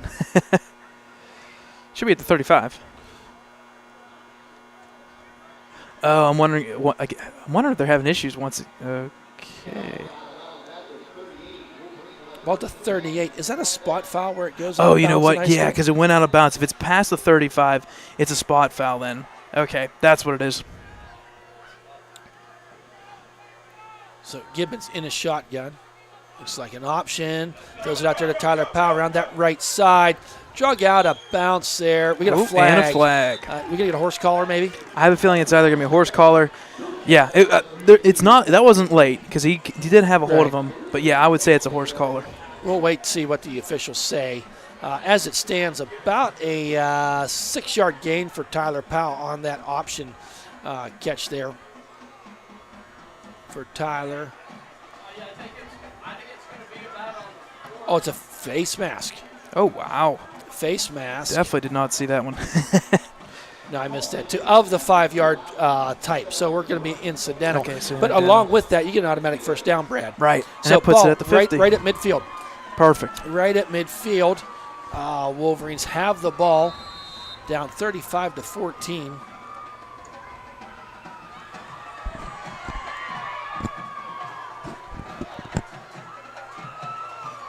Is that Grimes in at center? Yes, it is. I believe so. Hand off to Tyler Powell, hitting the backfield. Drags a couple people forward to get probably 2 yards. I believe that was number 52 on the tackle. Number 52 on a tackle. That was Colton Ferrucci. So pick up for 2 for Tyler Powell. On the line, they have Cameron Reynolds. Oh, check that. Number 62 is Alex Suber. Yes, Rodney Grimes in its center. If I'm correct, they had a couple banged up players on the offensive line this week, so they had to make a couple adjustments. Okay. Gibbons pass out there to Ashton Wilson. Brought down there nicely by tackle. number 32, Maddox Smiley. Ball down to the 45-yard line. And I think we're kind of getting to that point in the season, Brad, where we can say, let's try to get the ball in Ashton Wilson's hands. Yep. Because he's going to make some things happen. He may be that player that they're going to right now. It's more of a swing pass out to Ashton. I'll tell you what, though, I've liked the gameplay. It's been 3rd and 4, 3rd and 5, Yes, short we've been getting third that. downs. Really, Gibbons has just been sacked for a big loss once tonight. Right. We've not said that for a while. Now he's back to pass. Waving a man downfield. Throws it down there. Oh. We got a couple flags. As you saw a guy throw his hat. Oh, His flag's still in his pocket. Somebody stepped out of bounds, I bet. yeah, if they throw the flag like that, that means Yeah. that the wide receiver, unfortunately, steps out of bounds. So, ball falls incomplete. Thrown into coverage. I just thought sometimes if there's 2 fouls, they'll throw the flag. Right. But yeah, usually they throw apparently the, somewhere down the way, Peyton O'Brien had stepped or inadvertently went out of bounds. I think also when they throw the hat off, it's they reestablish themselves. 4th and for the 5. catch. 4th and 5. Looked like a kind of a hurry-up kind of offense, and Coach Lamenza wants to call timeout. I like that timeout. This is again. We don't want to keep saying that this is crunch time, big play. You're down by 3 scores. Right. You do have almost 2 quarters of football left, so that's not an insurmountable number to come back from. Right. But you're not a real high-scoring offense Right. either. This So is you gotta not a quick utilize, strike. And then Shenango, we saw them in their first drive take 6 minutes. I mean, the shorter this clock becomes, the shorter the second half is, Right. the less time you have for points. Right.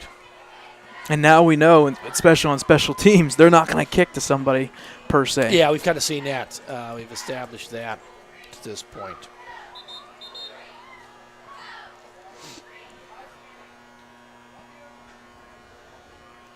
So coming back from this timeout.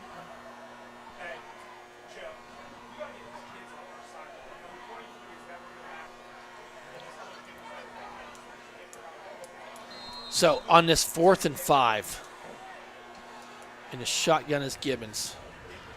They're bringing some pressure. Up they come. He was hit. He was hit. How is that not pass interference on Ashton Wilson? 32 coming across there. You're allowed to play tight for 5 yards, but that's past 5 yards. You can't. If someone did that to blocking for a running back, it would have been an illegal block in the back. Good I grief. just don't understand. That's huge. Ball over on downs. Maybe it was an uncatchable ball, but still, you can't hit a guy like that. So ball falls incomplete, therefore turnover on downs. Shenango will have the ball starting at their own 45-yard line.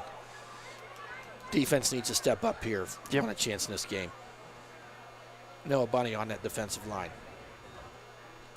Handoff. Number 6 hit nice. there. Rodney Grimes. Good to see ya. Wrapped him up, took him down right at the line of scrimmage. That was number 6, Aaron Martin. Good tackle. Good form tackle. Yep, good tackle. He waited for that play to develop and just filled the gap. Oh, he kind of shed that blocker that time. Yep, he ripped off of it and then I think there was a situation where Noah Bunny beside him kind of commanded it 2 people and gave Rodney that opportunity. So 2nd and 10. I formation. Campoli back to pass. Nobody there. Makes a man miss. Rolls forward. Taken down. Not after a 1 or 2 yard gain, but that was number 28, Sammy DiCaprio, kind of staying with the play. Campoli looked deep. There was great coverage down the field. Taken up there and then hit by Campoli taken down by Sam DiCaprio. And as you watch that play develop, yes, it's not a sack because he had 1 yard, but that was really a coverage sack. Yeah, that was a coverage they sack. had the good coverage down the field.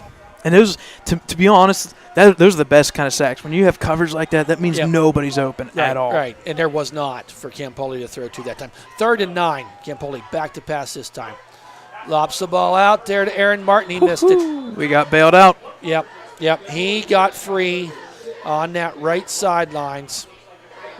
And the ball was thrown maybe a touch high, but more importantly, maybe could have been caught.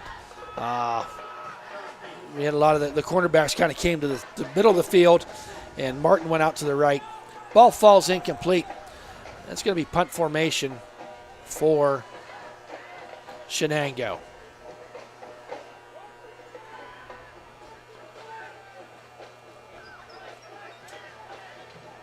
The back to receive is Ashton Wilson. Good snap.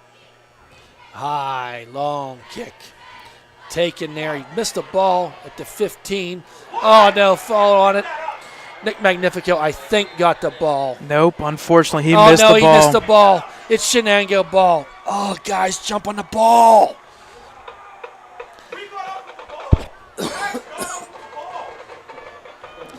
That ball's going to be recovered by number, is that 34? I believe so. Adam Bryant down there with the recovery of the fumble. 2 Wolverines had a shot at it.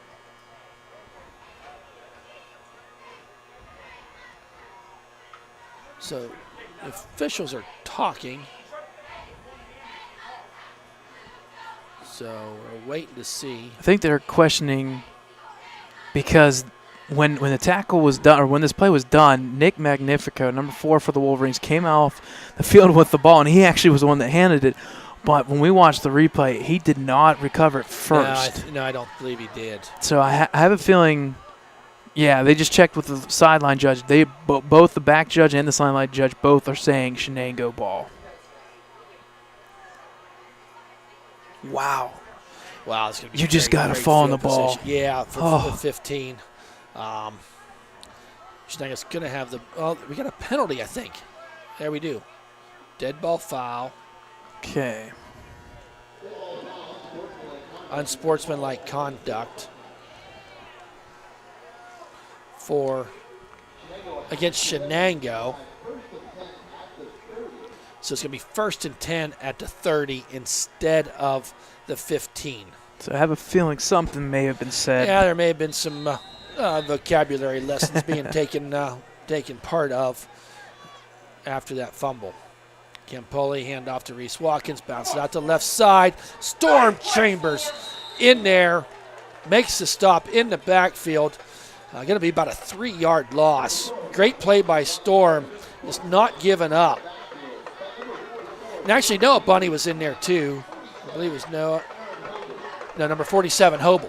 Hobel from that defensive end position coming in there. So loss of 2 on the play. Ball going to be resting at the 33-yard line.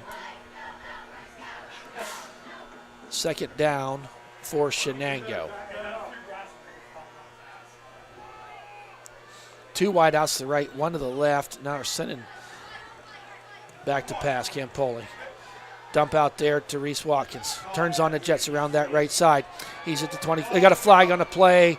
He's going to be all the way down to the end zone for a touchdown, but hold the phone. We got a penalty flag down here. We'll wait to see what that is. It was over from like the middle of the field. It was not a flag on the line. Yeah, so they are calling a hold. We'll wait to see. So they're telling them to come back. They are saying hold. Okay.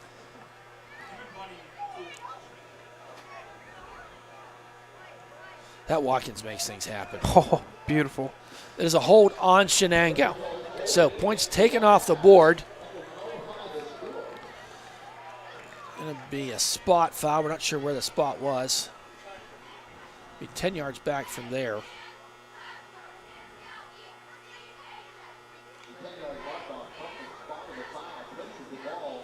Going to place the ball at the 39-yard line. So we're going to be 2nd and 19. Shenango. Tell you what, that's two penalties now. Yep. They only have 2 penalties, but the 2 penalties they have cost them first downs, or in this case, a couple points. Right.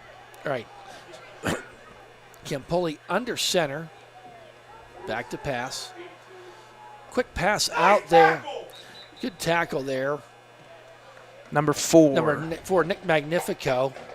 Not much gain on that play. They're going to spot the ball at about the 36. So just pick up a 3 on that pass play. Actually pick up a 2. Going to be at the 37. So big 3rd and about 18 on this play. Ball resting on the 39-yard line. For the Wolverines, we got 3 wide outs to the left, 1 to the right. Campoli awaits the shotgun snap. Back to pass. Throws the ball down there. Nice. Oh, he missed it. He dropped the ball. Nick Magnifico down there on coverage on number 33, Jason Craner, and really just got his hands in there as Craner went to pull the ball down, making the ball fall incomplete. Nice defensive play there by young Nick Magnifico, just a freshman starting in that cornerback position. So that was huge. That was a big play. Yeah. Because that was maybe not touchdown worthy, but it had been 1st and goal inside the 5. And once again, the Wolverines getting aided by a penalty against Shenango. Huge. All right. So 4th and 19 on the 39. Shenango in punt formation. Little shank punt there. We'll take that field position. Yep. So ball's going to be out of bounds. The 25-yard line. So about a 14-yard punt. The kid wasn't trying to punt it real far, and he didn't. So 1st and 10 for the Wolverines at the 25-yard line. 6:11 left to go here in this 3rd quarter. Ellwood City down 3 scores, down 35. Scores 35-14. It's so much offense in the first 2 minutes, and now we've just been kind of trading field position. These Wolverines, 2 wide outs to the right, I formation. Hand off to Tyler Powell. Finds a way through a crack up that front line. Going to pick up about 3 on the play. Shout out to our Rodney Grimes is in there at center. Number 50, Andy Vrabel's on that line, as well as number 53, Cameron Reynolds. Number 63, Anthony Baird. Seeing him out there as well. See Donovan Stiff. They're not sure if Donovan's on the field right now, but he's been in and out. Yes, he is at that left guard position. Under center, back to pass. Looking for a place to throw to.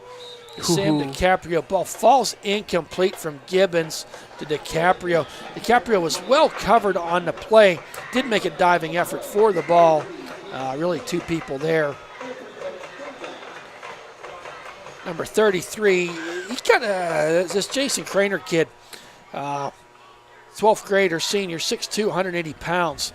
We see his name around the ball quite a bit tonight. We've been talking about Watkins. We've been talking about Campoli. And we can kind of throw in there that Craner. Yeah, you can throw Craner in there. He seems to be disruptive on defense and making his mark on offense. Gibbons in the shotgun. Different formation, different rolling out to his right. Throws the ball out there. Nice defensive play there by Gump, 82, knocking the ball away from number 9, Peyton O'Brien. 4th down. That was a quick 3 and out that I just was hoping would maybe turn out a little differently for the Wolverines. Picked up 4 yards on that series of plays, but they needed 10 to get a first down. It's kind of tough because you feel good because you stopped them on that drive, but at the same time, then you don't get anything established. Nothing at all. So back to receive the punt is Craner. Oh, Gibbons high punt taken there at Good the tackle. 42-yard line. Wow. Number 14. Number 14, Ashton Wilson. Making once plays. again down there on the kickoff, on the punt return. Ball taken at the 42. No return on the punt.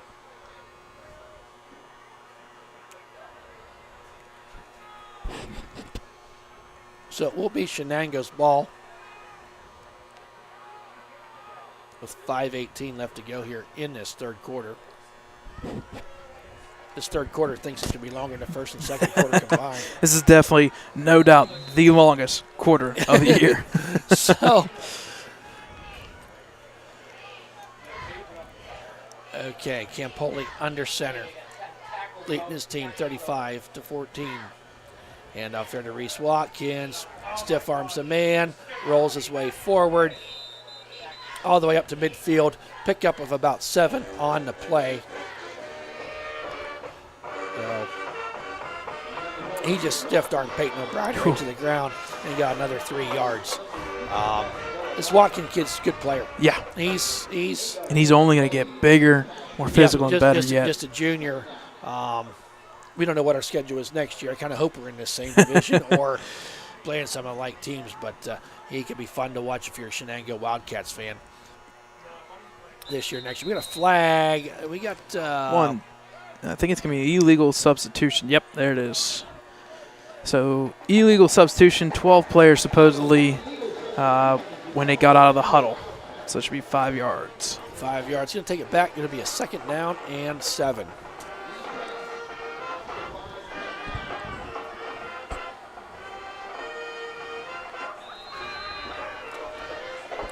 A little chilly here tonight. It's comfortable. I would say if we had a suggestion box, we would say put a coffee maker in the press box.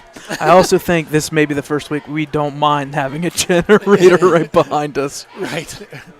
So, ball on the 46-yard line. Camponi in the shotgun.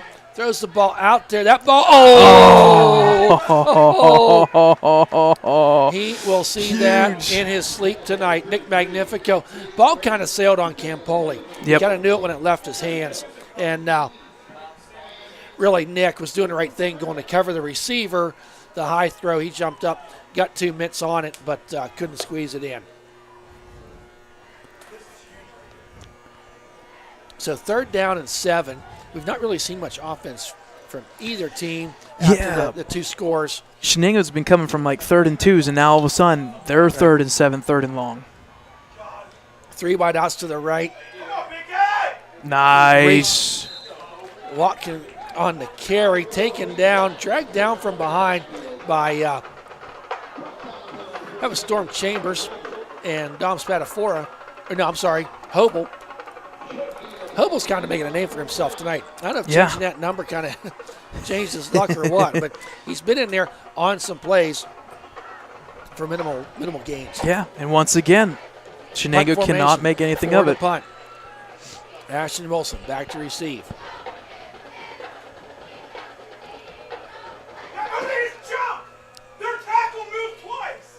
There's the punt. High end over kick. Ball is going to be down there at the 6-yard line. So Ellwood City will take over at their 6-yard line. Long field here for the Wolverines. 3:22 left in this third quarter.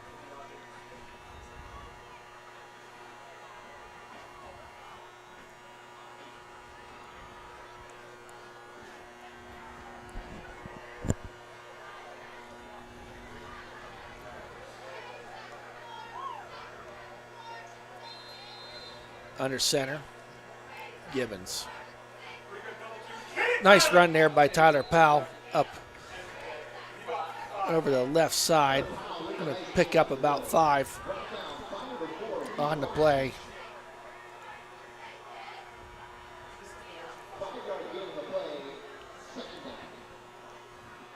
Second down and 5. Ball resting on a 13-yard line. I've been corrected, Brad, by one of our viewers. In high school, you can hit the receiver as far down the field as you want, just as long as the ball's not in the air. But you still can't hit him in the back. Tyler Powell hit there by 52. So not much pickup on that play.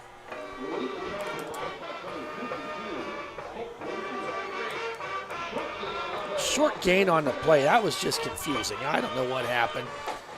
Tyler Powell off that right side.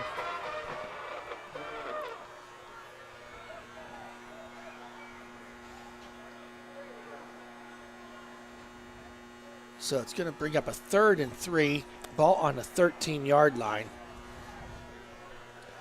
Field position's not been in Ellwood City's favor in this half. 2 wideouts to the left. And off there to Tyler Powell. Falls forward. Going to depend upon the spot. I think he does have it, doesn't he, Brad? It's going to be very, very close. It's going to be close. I think from the far view it does. Yep, they gave it to him. They did. No, I think he waved. I'm not sure. Okay, I think they are saying 4th down. Yeah, they are saying 4th down. Didn't think he quite had it there as he fell forward. It's kind of hard from this view to see exactly it's where on it is. that angle there at that part of the field. The problem is I think the 2 referees on the side were standing in 2 different places. I didn't know which one was right. There's Gibbons in the kick. So ball, no return. Ball's going to be spotted there at the 45-yard line for Shenango.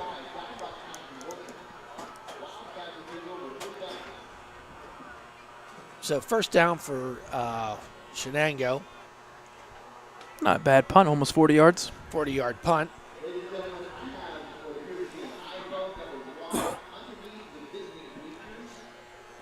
So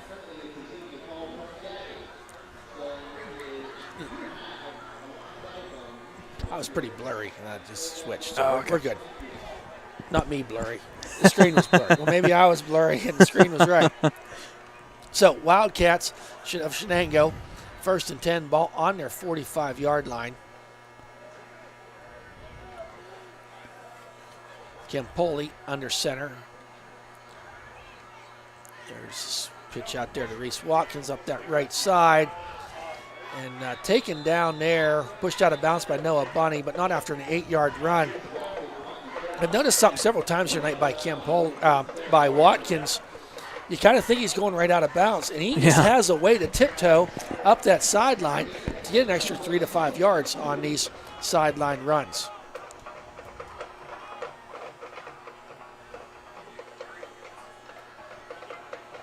So we now have 2nd down and 2.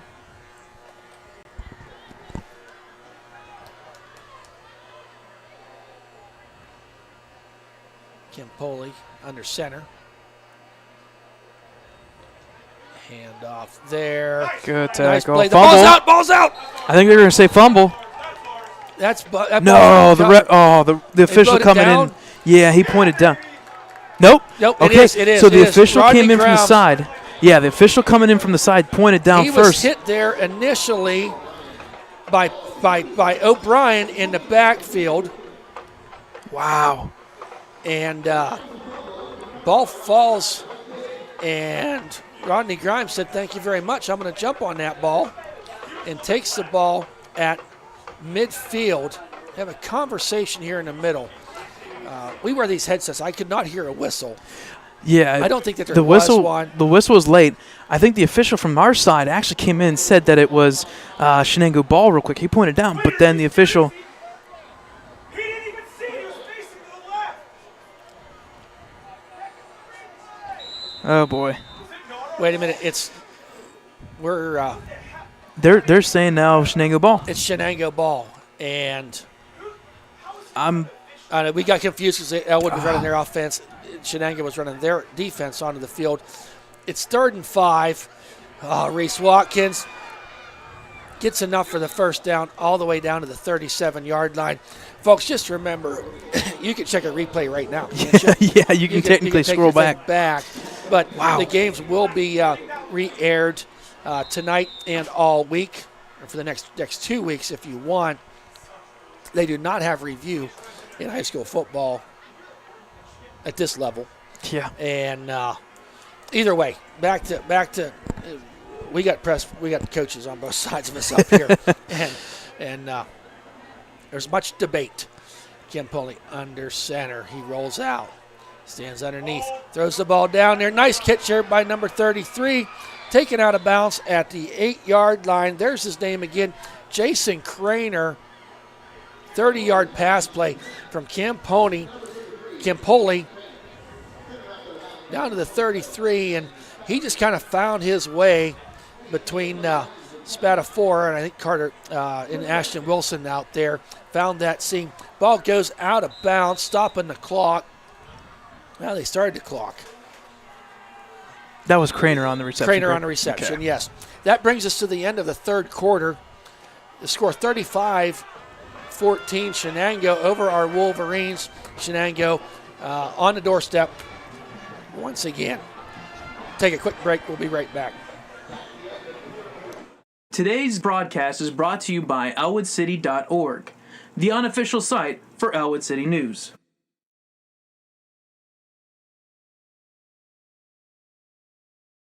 Venezi Sporting Goods and Apparel, your hometown store for all your custom apparel needs and printable sportswear for all types of groups. And by WXED 107.3, located in downtown Ellwood City, bringing you your rocking needs.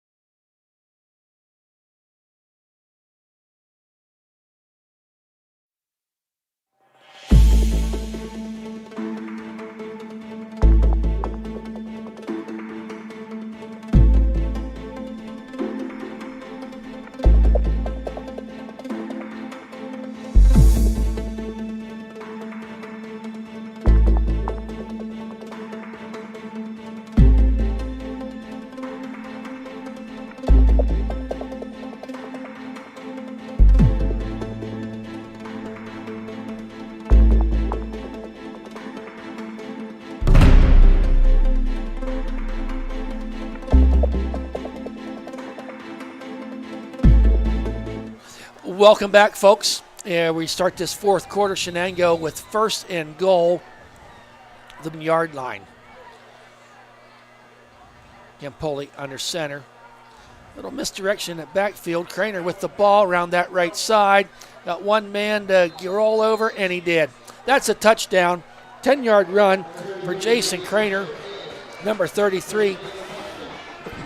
How many scores is that for him tonight, Brad? Whew. That's 10-yard run as the first play here of the 4th quarter, making the score 41-14, extra point forthcoming. Then we see them big plays, that 30-yard pass play. What defense was kind of holding Shenango there in the way, and in that 3rd quarter after that first drive down the field. There's the kick, and it is up, and it is good. That brings our score to 42-14. in favor of the visiting Shenango Wildcats. So Ellwood City will be there to get the ball. A couple things coming up. Of course, next week, the big Rival game, Riverside and Ellwood City. Next, we'll be coming to you live from the field over there at Riverside at 6:50. Game time is at 7 o'clock. Always a big rivalry game. Not going to deny Riverside's kind of owned us here the last number of years.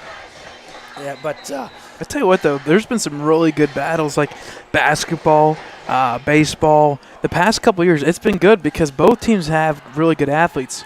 Like you said, yes, it's kind of been a little bit more to Riverside's advantage, but it's been always some really good a great game. action. You'll expect a great crowd. No matter what the weather is, you're going to have a great crowd for that. Neighboring school district. Just a few miles separate the two. And in the past couple of years, we've had cousins playing on the field together. I'm sure we'll see some things this week. Got to give tribute to the Beaver County Times for their coverage of our conference and all the things that they can talk about this conference in Beaver County football teams. Here's the run up and the kick. Squib kick. Taken there. Fumble on the play. Ball's on the ground. That's going to be covered by Shenango. Good grief. We have not got official word yet, but from this vantage point, ball gets squib kicked down there, takes a funny bounce off of Storm Chambers. The ball followed forward probably about 12 yards, and the ball was recovered by Shenango. Wow. Shenango's ball at the Ellwood City 42-yard line. I did not get who recovered the I believe it was number 82, Xavier Gump, I believe. Gump on the fumble recovery.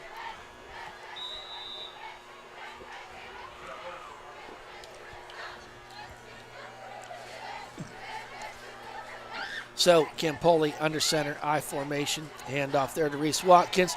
Tiptoes his way through, all the way down to the 32-yard line. Going to be enough for a first down, it appears, by that 10-yard run by Reese Watkins. Well, we're going to have an official timeout to figure out if it is a first down. Oh, I'm sorry. Man, that was tough. That's huge.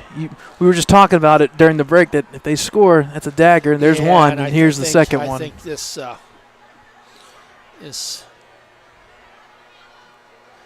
is not. It's kind of been like our season, though. Nothing has gone in our favor. No, it's not gone our favor, and we haven't really helped ourselves either. We talked about Shenango finishing. Right. And I think when we sit down at the end of the year and kind of look back over and assess this team, that was enough for a first down. The Wolverines in some of these games, although they've been mercied, they played some good ball for a quarter first or quarter or two. Yeah, first quarter or two, and then them big plays just kind of take them out of the game, and then it snowballs from there. I mentioned in the Shannon game, yes, we got mercied. We held them to 4 yards until a minute and a half to go in the first quarter. This game here, you went into halftime feeling that you had a chance. Right. Down by 2 scores. Campoli in a shotgun on his 1st and 10. No, I'm sorry, it was a direct snap to Reese Watkins, and they just can't tackle him. They had him 3 yards in, and he runs 9. All the way down. I don't think it's enough for a first down this time. 10:42. It'll be second down and 1. And that was a direct snap to Reese Watkins, was it not? Yes, Brad? It was. Yeah, he faked the handoff. It's one of those read options where you just read if the defender's there, hold the ball, and he did, and he got good 9 yards out of it.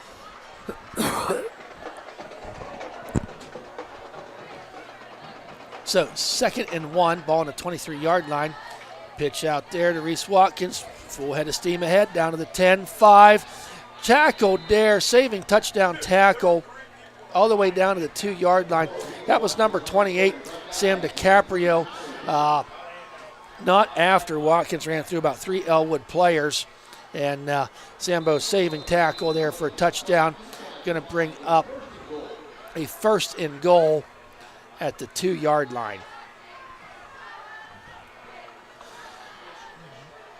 Unfortunately, not much of a crowd left here at the stadium on this chilly night. 9:53 left to go in this fourth quarter.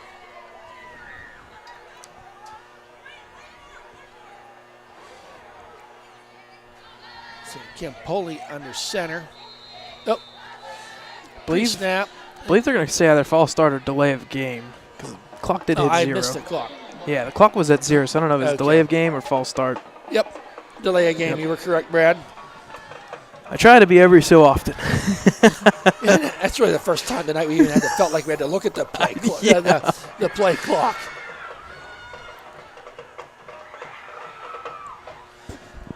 So going to still be first down, except 7 yards to go for a touchdown this time. Just pile up more yardage. Yes, I was thinking it. I didn't want to say it. Well, I'll say it. Watkins for sure over 200. He may be hitting 250 something now. He might be 250. Yeah, it may be more we'll than see that. Where it's at, but he's just putting on a show. Bully. There's handoff to Watkins. There you go. Into the end zone for the 7-yard touchdown run for Reese Watkins. That's going to make the score 48-14 in favor of Shenango. You know, it kind of feels like Shenango is kind of sending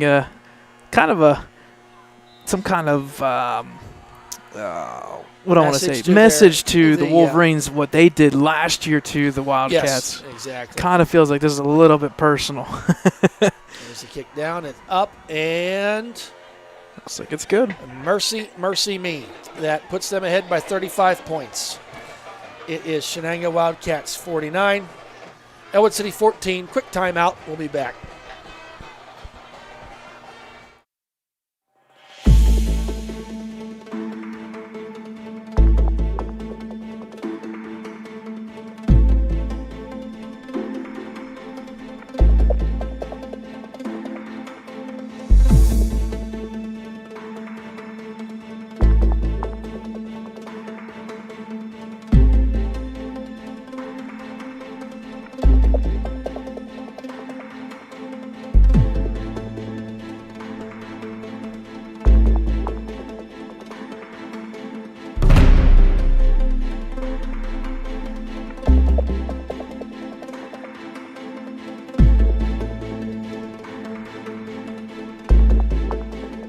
Welcome back, folks, in this 49-14 Shenango Wildcat lead over our Wolverines. They just scored a 7-yard run by Reese Watkins for his, I don't know how many touchdowns he's got tonight. Starting to get it to where you may have to count on 2 hands. Yeah. So, but 9:13 left to go. We'll have a running clock from here on out. No stops for scores and injuries, and if the teams want to take a timeout. There's a run up and the kick. Another squib kick again. Taken there by Nick Magnifico at the 24-yard line. He's brought down there at the 35. I think the Shenango's just to the point now where they're not going to kick the ball deep, knowing the 2 big returns that they've had. Correct. And they're content with giving the Wolverines field position at that 30-yard line or so. Once again, a big shout out and thank you for joining us on 107.3 WXCD, Ellwood City's home for rock. Yes. There we go. Got a little DJ voice going on. Your home for classic rock. 107.3 WXCD and Friday Night Football with Ellwood City Wolverines. Gibbons under center. He's back to pass. Going right out to his right. Ball's thrown too tall there for Storm Chambers. Ball falls incomplete. Going to bring up a 2nd down and 10. Storm just coming up there with a flat tire on that right leg. Not putting much weight on that. Finding his way off the field. I think we got a cramp going on here with Storm. When he went up to catch that ball, came down kind of funny on that leg. Gibbons in the shotgun. 2 wide outs to the left, 1 to the right. Looks like an option play here. He keeps the ball this time and really gets back to the original line of scrimmage. give him no gain on the play. Going to make a 3rd down and 10. Starting to see some pretty clean uniforms come on the field here for Shenango as they're filtering some players in and out. Big number 77, 6'4", 296 checking in the game. Alongside him is number 64, 10th grader Lucas Gold, 5'7", 251. 2 wide outs to the right, to the left. Gibbons back to pass. Blitzing up the middle. Makes the first man miss him. Scrolling out to his right is Gibbons. He's finally taken down there for about a 10-yard loss. There's about 3 different Shenango Wildcats that had a crack at him, and was finally brought down by number 55, Trevor Valenti. 4th down for the Wolverines, 4th and 10. Back to punt is Gibbons. Ball is spotted at the 25-yard line.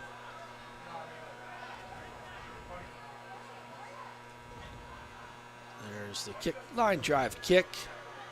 They let it bounce. It's going to go out of bounds there at the 40-yard line. So 35-yard punt for Gibbons. That will be Shenango ball, 1st and 10. And about the 37-yard line, I beg your pardon. Nope, you're right. 42. 42. You're right. All right.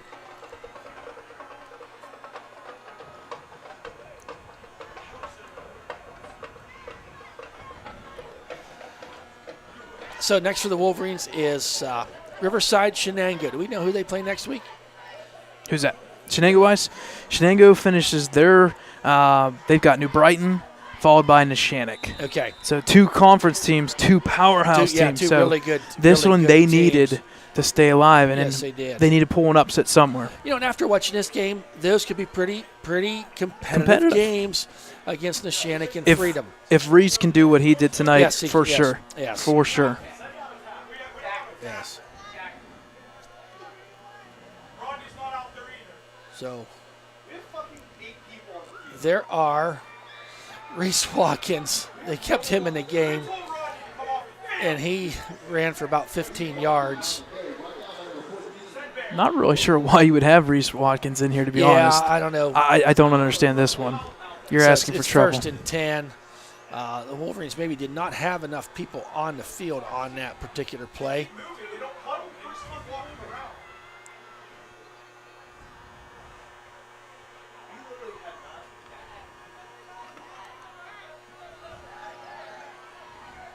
Count the players out there for Ellwood. Handoff there to Reese Watkins again. Falls his way forward, picks up about 5 on that play. Carter Lutz in there around the shoestrings.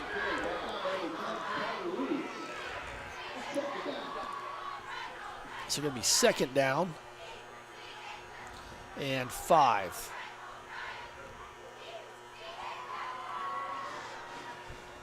Andy Vrabel checking in. Now it looks like they're finally doing some subs. So timeout Shenango Yes. with 4:27 Yep, left. 4:27 and bring up a 2nd and 6.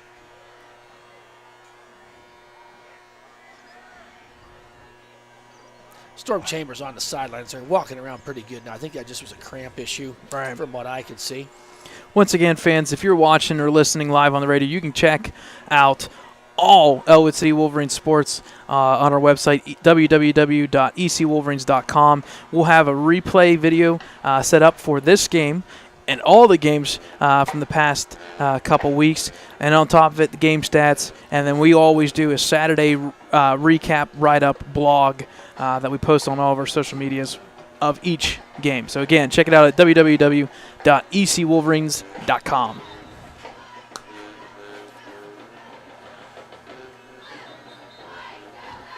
Also, a shout out I saw on Facebook today, the Ellwood City Band Boosters are taking a coach bus to Brentwood. They're nice. looking for people to That is an hour plus trip. fill those seats. I think there's going to be food and probably some beverage, so dehydration is not a problem. And if you want to look into that, contact Sam Teolis Number 6 taken down with authority. Tyler Powell takes down Aaron Martin for a loss. Going to bring up a 3rd down and 8.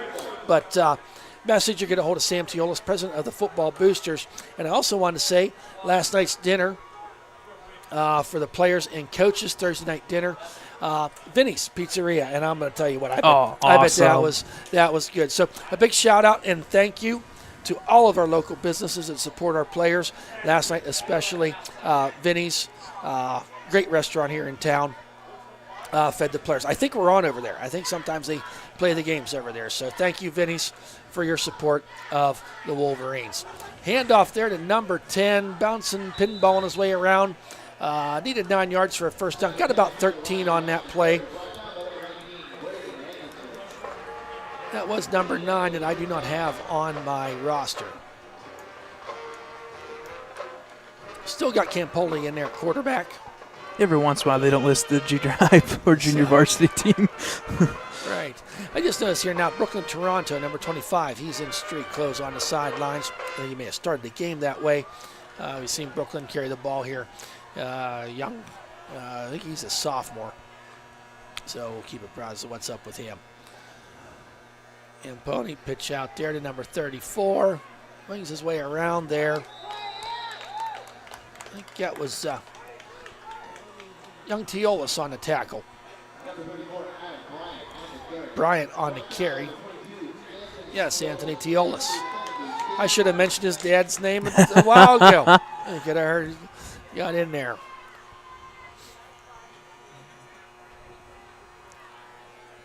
Funny how that works out. Just a junior. So 2:15 on this rolling clock. Shenango in no hurry. Coming up to the line.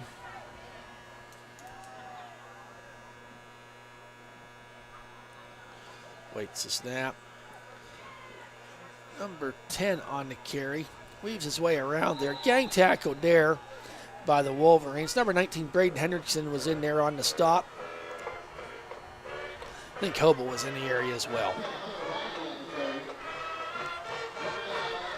Checking in for Ashton Wilson is number 18, Creighton Kreiser.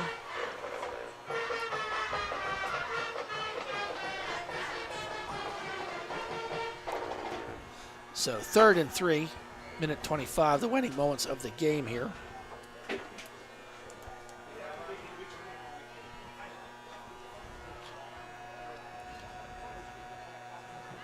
Hand off there to number 10.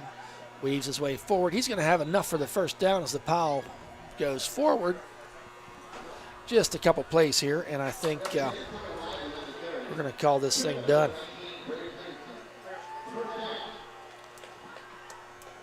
Stay tuned, folks. After the game, we'll have a quick game wrap-up, some out-of-town scores, and be sure to tune in with us next week. About 6:50, we'll start the coverage from Riverside. I forget the name of their field, but Riverside Panthers.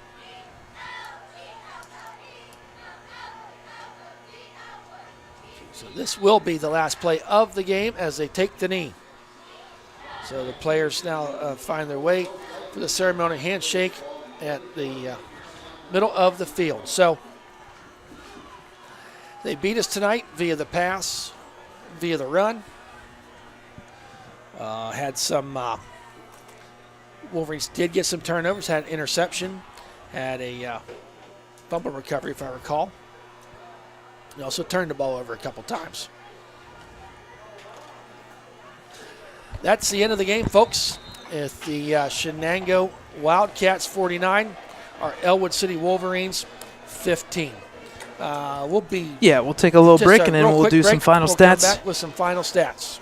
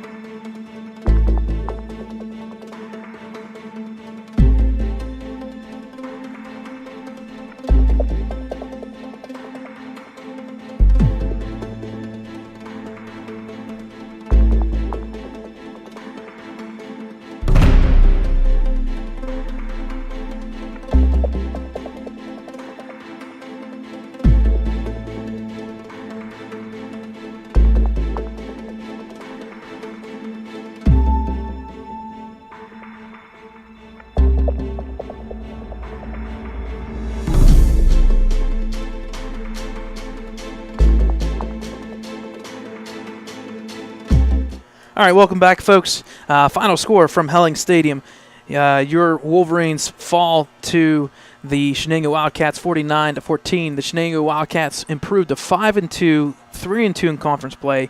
They are now technically the only final so far in 2A games. So technically they move to they stay in the 4th place, but they solidify it. There's two other games in 2A Midwestern Conference we'll talk about here shortly after we talk some stats. Scoring by quarters: Shenango 7, 21, 7, and 14. So that second and fourth quarter where they got 35 of their 49 points. Wow. For the Wolverines, second and third quarter, 7 apiece for a total of 14, so 49-14 in favor of the Wildcats. Scoring by plays: Santino Campoli from 1 yard out was the first touchdown in the first quarter at 6:49. It was almost a 6-minute drive to start off the game. Second quarter, the Wolverines battled back, got on the board with a Tyler Powell run from 37 yards out, and Levi Smith with the extra point was good for 7-7. Shenango answered right back at 10:06, so just 23 seconds later, Reese Watkins from that 62-yard run for a touchdown, and the extra point by Johnson was good, 14-7. Shenango added 2 more scores via the pass, one to Xavier Gump, one to Jason Craner from 35 and 31 yards out, and the halftime score read 28-7. Third quarter, the Wolverines started off with that big return by Ashton Wilson. Great return for a touchdown, made it 28-14, gave the Wolverines a little bit of life there, but unfortunately, just a minute and 35 seconds later, Reese Watkins adding another rushing touchdown from 27 yards out, made the score 35-14. And then finally in the fourth quarter at 11:52, Jason Craner added another touchdown from 10 yards out, and then Reese Watkins another one from 7 yards out, with our final score 49-14.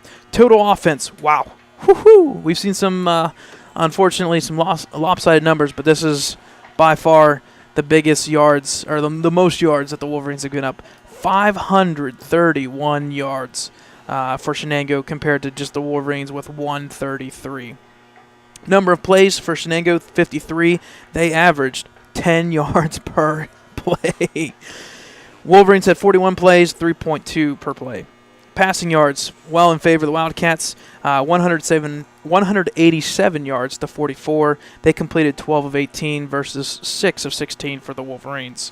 They did throw one interception that kind of slowed the pace down in that second quarter, but unfortunately didn't really mean much on that final score. Rushing-wise, wow, 344 yards to 89. Whew.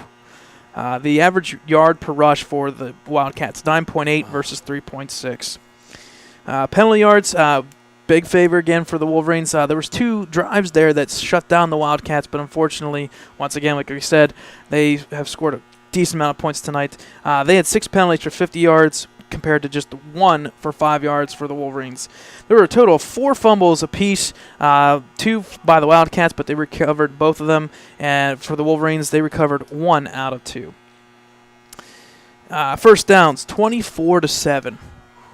I mean, the Wolverines did improve from 5 and then 3 from the previous week before, but something's got to happen. Third down conversions, Wildcats were 5 for 10 for 50%, whereas the Wolverines were 2 for 11, 18.2%. Individual stats, Ryan Gibbons passing-wise, 6 for 16 for that 44 yards. Santino Campoli, 12 of 18, 187, and 2 touchdowns in that 1 interception. Rushing for the Wolverines, leading the way was Tyler Powell, 19 carries, 96 yards for 1 touchdown. He led all the carries except for when Ryan Gibbons was either kept the ball or he was sacked on the night. Rushing for Shenango, here we go. We talked about it, that he may hit 250. Well, I was wrong. We may talk about him hitting 275. Guess what? I was wrong. 21 carries for Reese Watkins, 305 yards on the night. Wow. 14.5 average per carry, 3 touchdowns. Wow. Woo-hoo, 305. When you get 305 yards, whether it be rushing, passing, or receiving by one player, you know you're doing something right. He overtook the game. Yeah, you know you're doing something right. Receiving-wise, for the Wolverines leading the way, for the first time, he kind of stood out tonight. Peyton O'Brien, 3 catches, 33 yards. played pretty well. Made some good catches there, some nice plays there to keep drives going.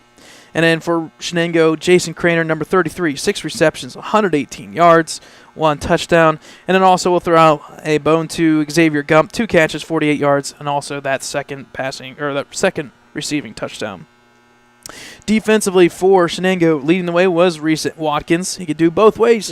Yep. 7 solo tackles on the night.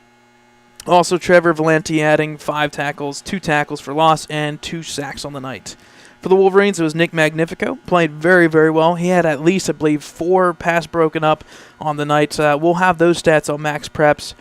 Some great stuff there by Nick in the end. He had 8 tackles. And then also the other side. They like to pick on both sides. And the other side, number 14, Ashton Wilson, he had 6 tackles. He had 1 tackle for loss, and he had that interception. So there are your final stats and final performer stats with your Wolverines unfortunately falling now to 0-7 on the year, 0-5 in conference play. We'll go to Thad here to finish off our broadcast. He's got a couple out-of-town scores. A couple out-of-town and we'll wrap it up. Riverside, and I didn't write down I forgot who they were playing. I'm sorry. Mohawk. Riverside handling Mohawk. These are not finals. Yes, some of them are final. Some of our finals. The Riverside Mohawk game is a final. Okay, they're up. Riverside wins 35-10. Thomas Jefferson in that a one's conference final. game. That is final. They took care of Central Valley 28-3. Thomas Jefferson was the favorite team in that matchup. You'll definitely see that on KDK, no doubt. You're going to see some replay from that game tonight for some recap. I guess I maybe thought Central Valley's offense would do a little more than 3 points. Right. Yeah, agreed. Burgettstown, they keep rolling. They've got four shutouts now on the year, and it looks like they're the class of their conference. Yes, they won that game against Carmichael's 47-0. This was the end of the third quarter score. Yes. New Brighton and Freedom tied at 21. And I'm not sure if they're on the broadcast, but check out 92.1. Okay, I didn't hear who they did to that. They may be on that broadcast. That, from my perspective, I'm Think Your Tooth Bread, would have been the game of the week. Oh, yeah. That should have been a great game. And where was that at? Do you know if it was – it don't matter. Oh, I'm not sure off the top of my head. I believe it was New Brighton away. You got 2 schools there, neighboring school districts, right, in a close game like that. That's got to be an unbelievably fun atmosphere to watch that game. The Quips. This is a halftime score, and we didn't update it. Yeah, no doubt it's over by now. We didn't see a final score yet, but 61-0 over York. So some stat building there for some of them guys at the Quips going to Penn State next year. Beaver Falls. I went the whole night without one Michigan Penn State reference, and I'm running out of time, so I had to get it in. Beaver Falls 34 over Keystone Oaks 21. The Prexies of Washington 45-0 over Carmichael's. It looks like they're going to be the class of 2A. We knew that they'd coming in this season. They were the favorite. It looks like they will be that 1 seed. But I tell you what, there are teams out there, Burgettstown, and I have a feeling another final that's coming, or we talked about at halftime, was Avonworth. Yeah, that looks like a good team too. They look good. 48-22 Brownsville or McGuffey over Another Brownsville. Team. And Blackhawk taking care of Newcastle tonight, 26-6. As Brad said earlier in the broadcast, keep a prize at ecwolverines.com. For all the uptown or out of town scores and things.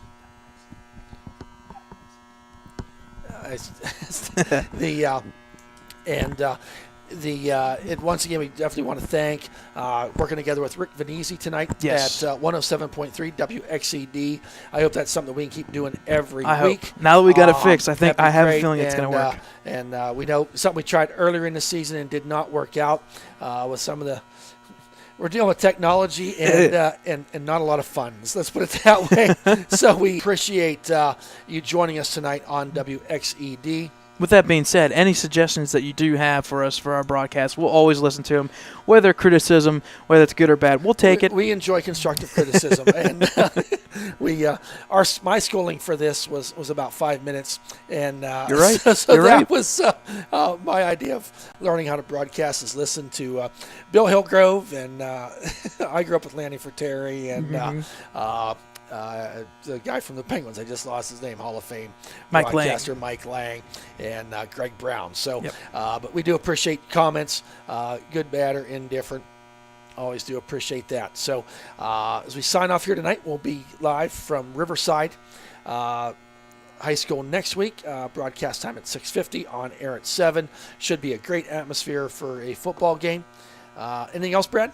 I think that's it. All right, check us out on Facebook, Twitter, and our webpage. We're signing off here this evening. The final score, the Shenango Wildcats 49, Ellwood City Wolverines 14. We hope you've enjoyed the broadcast as much as we've enjoyed presenting it to you. Have a good week, everybody. We'll see you on the air next Friday, 6:50 from Riverside. Thank you. God bless. Have a good night.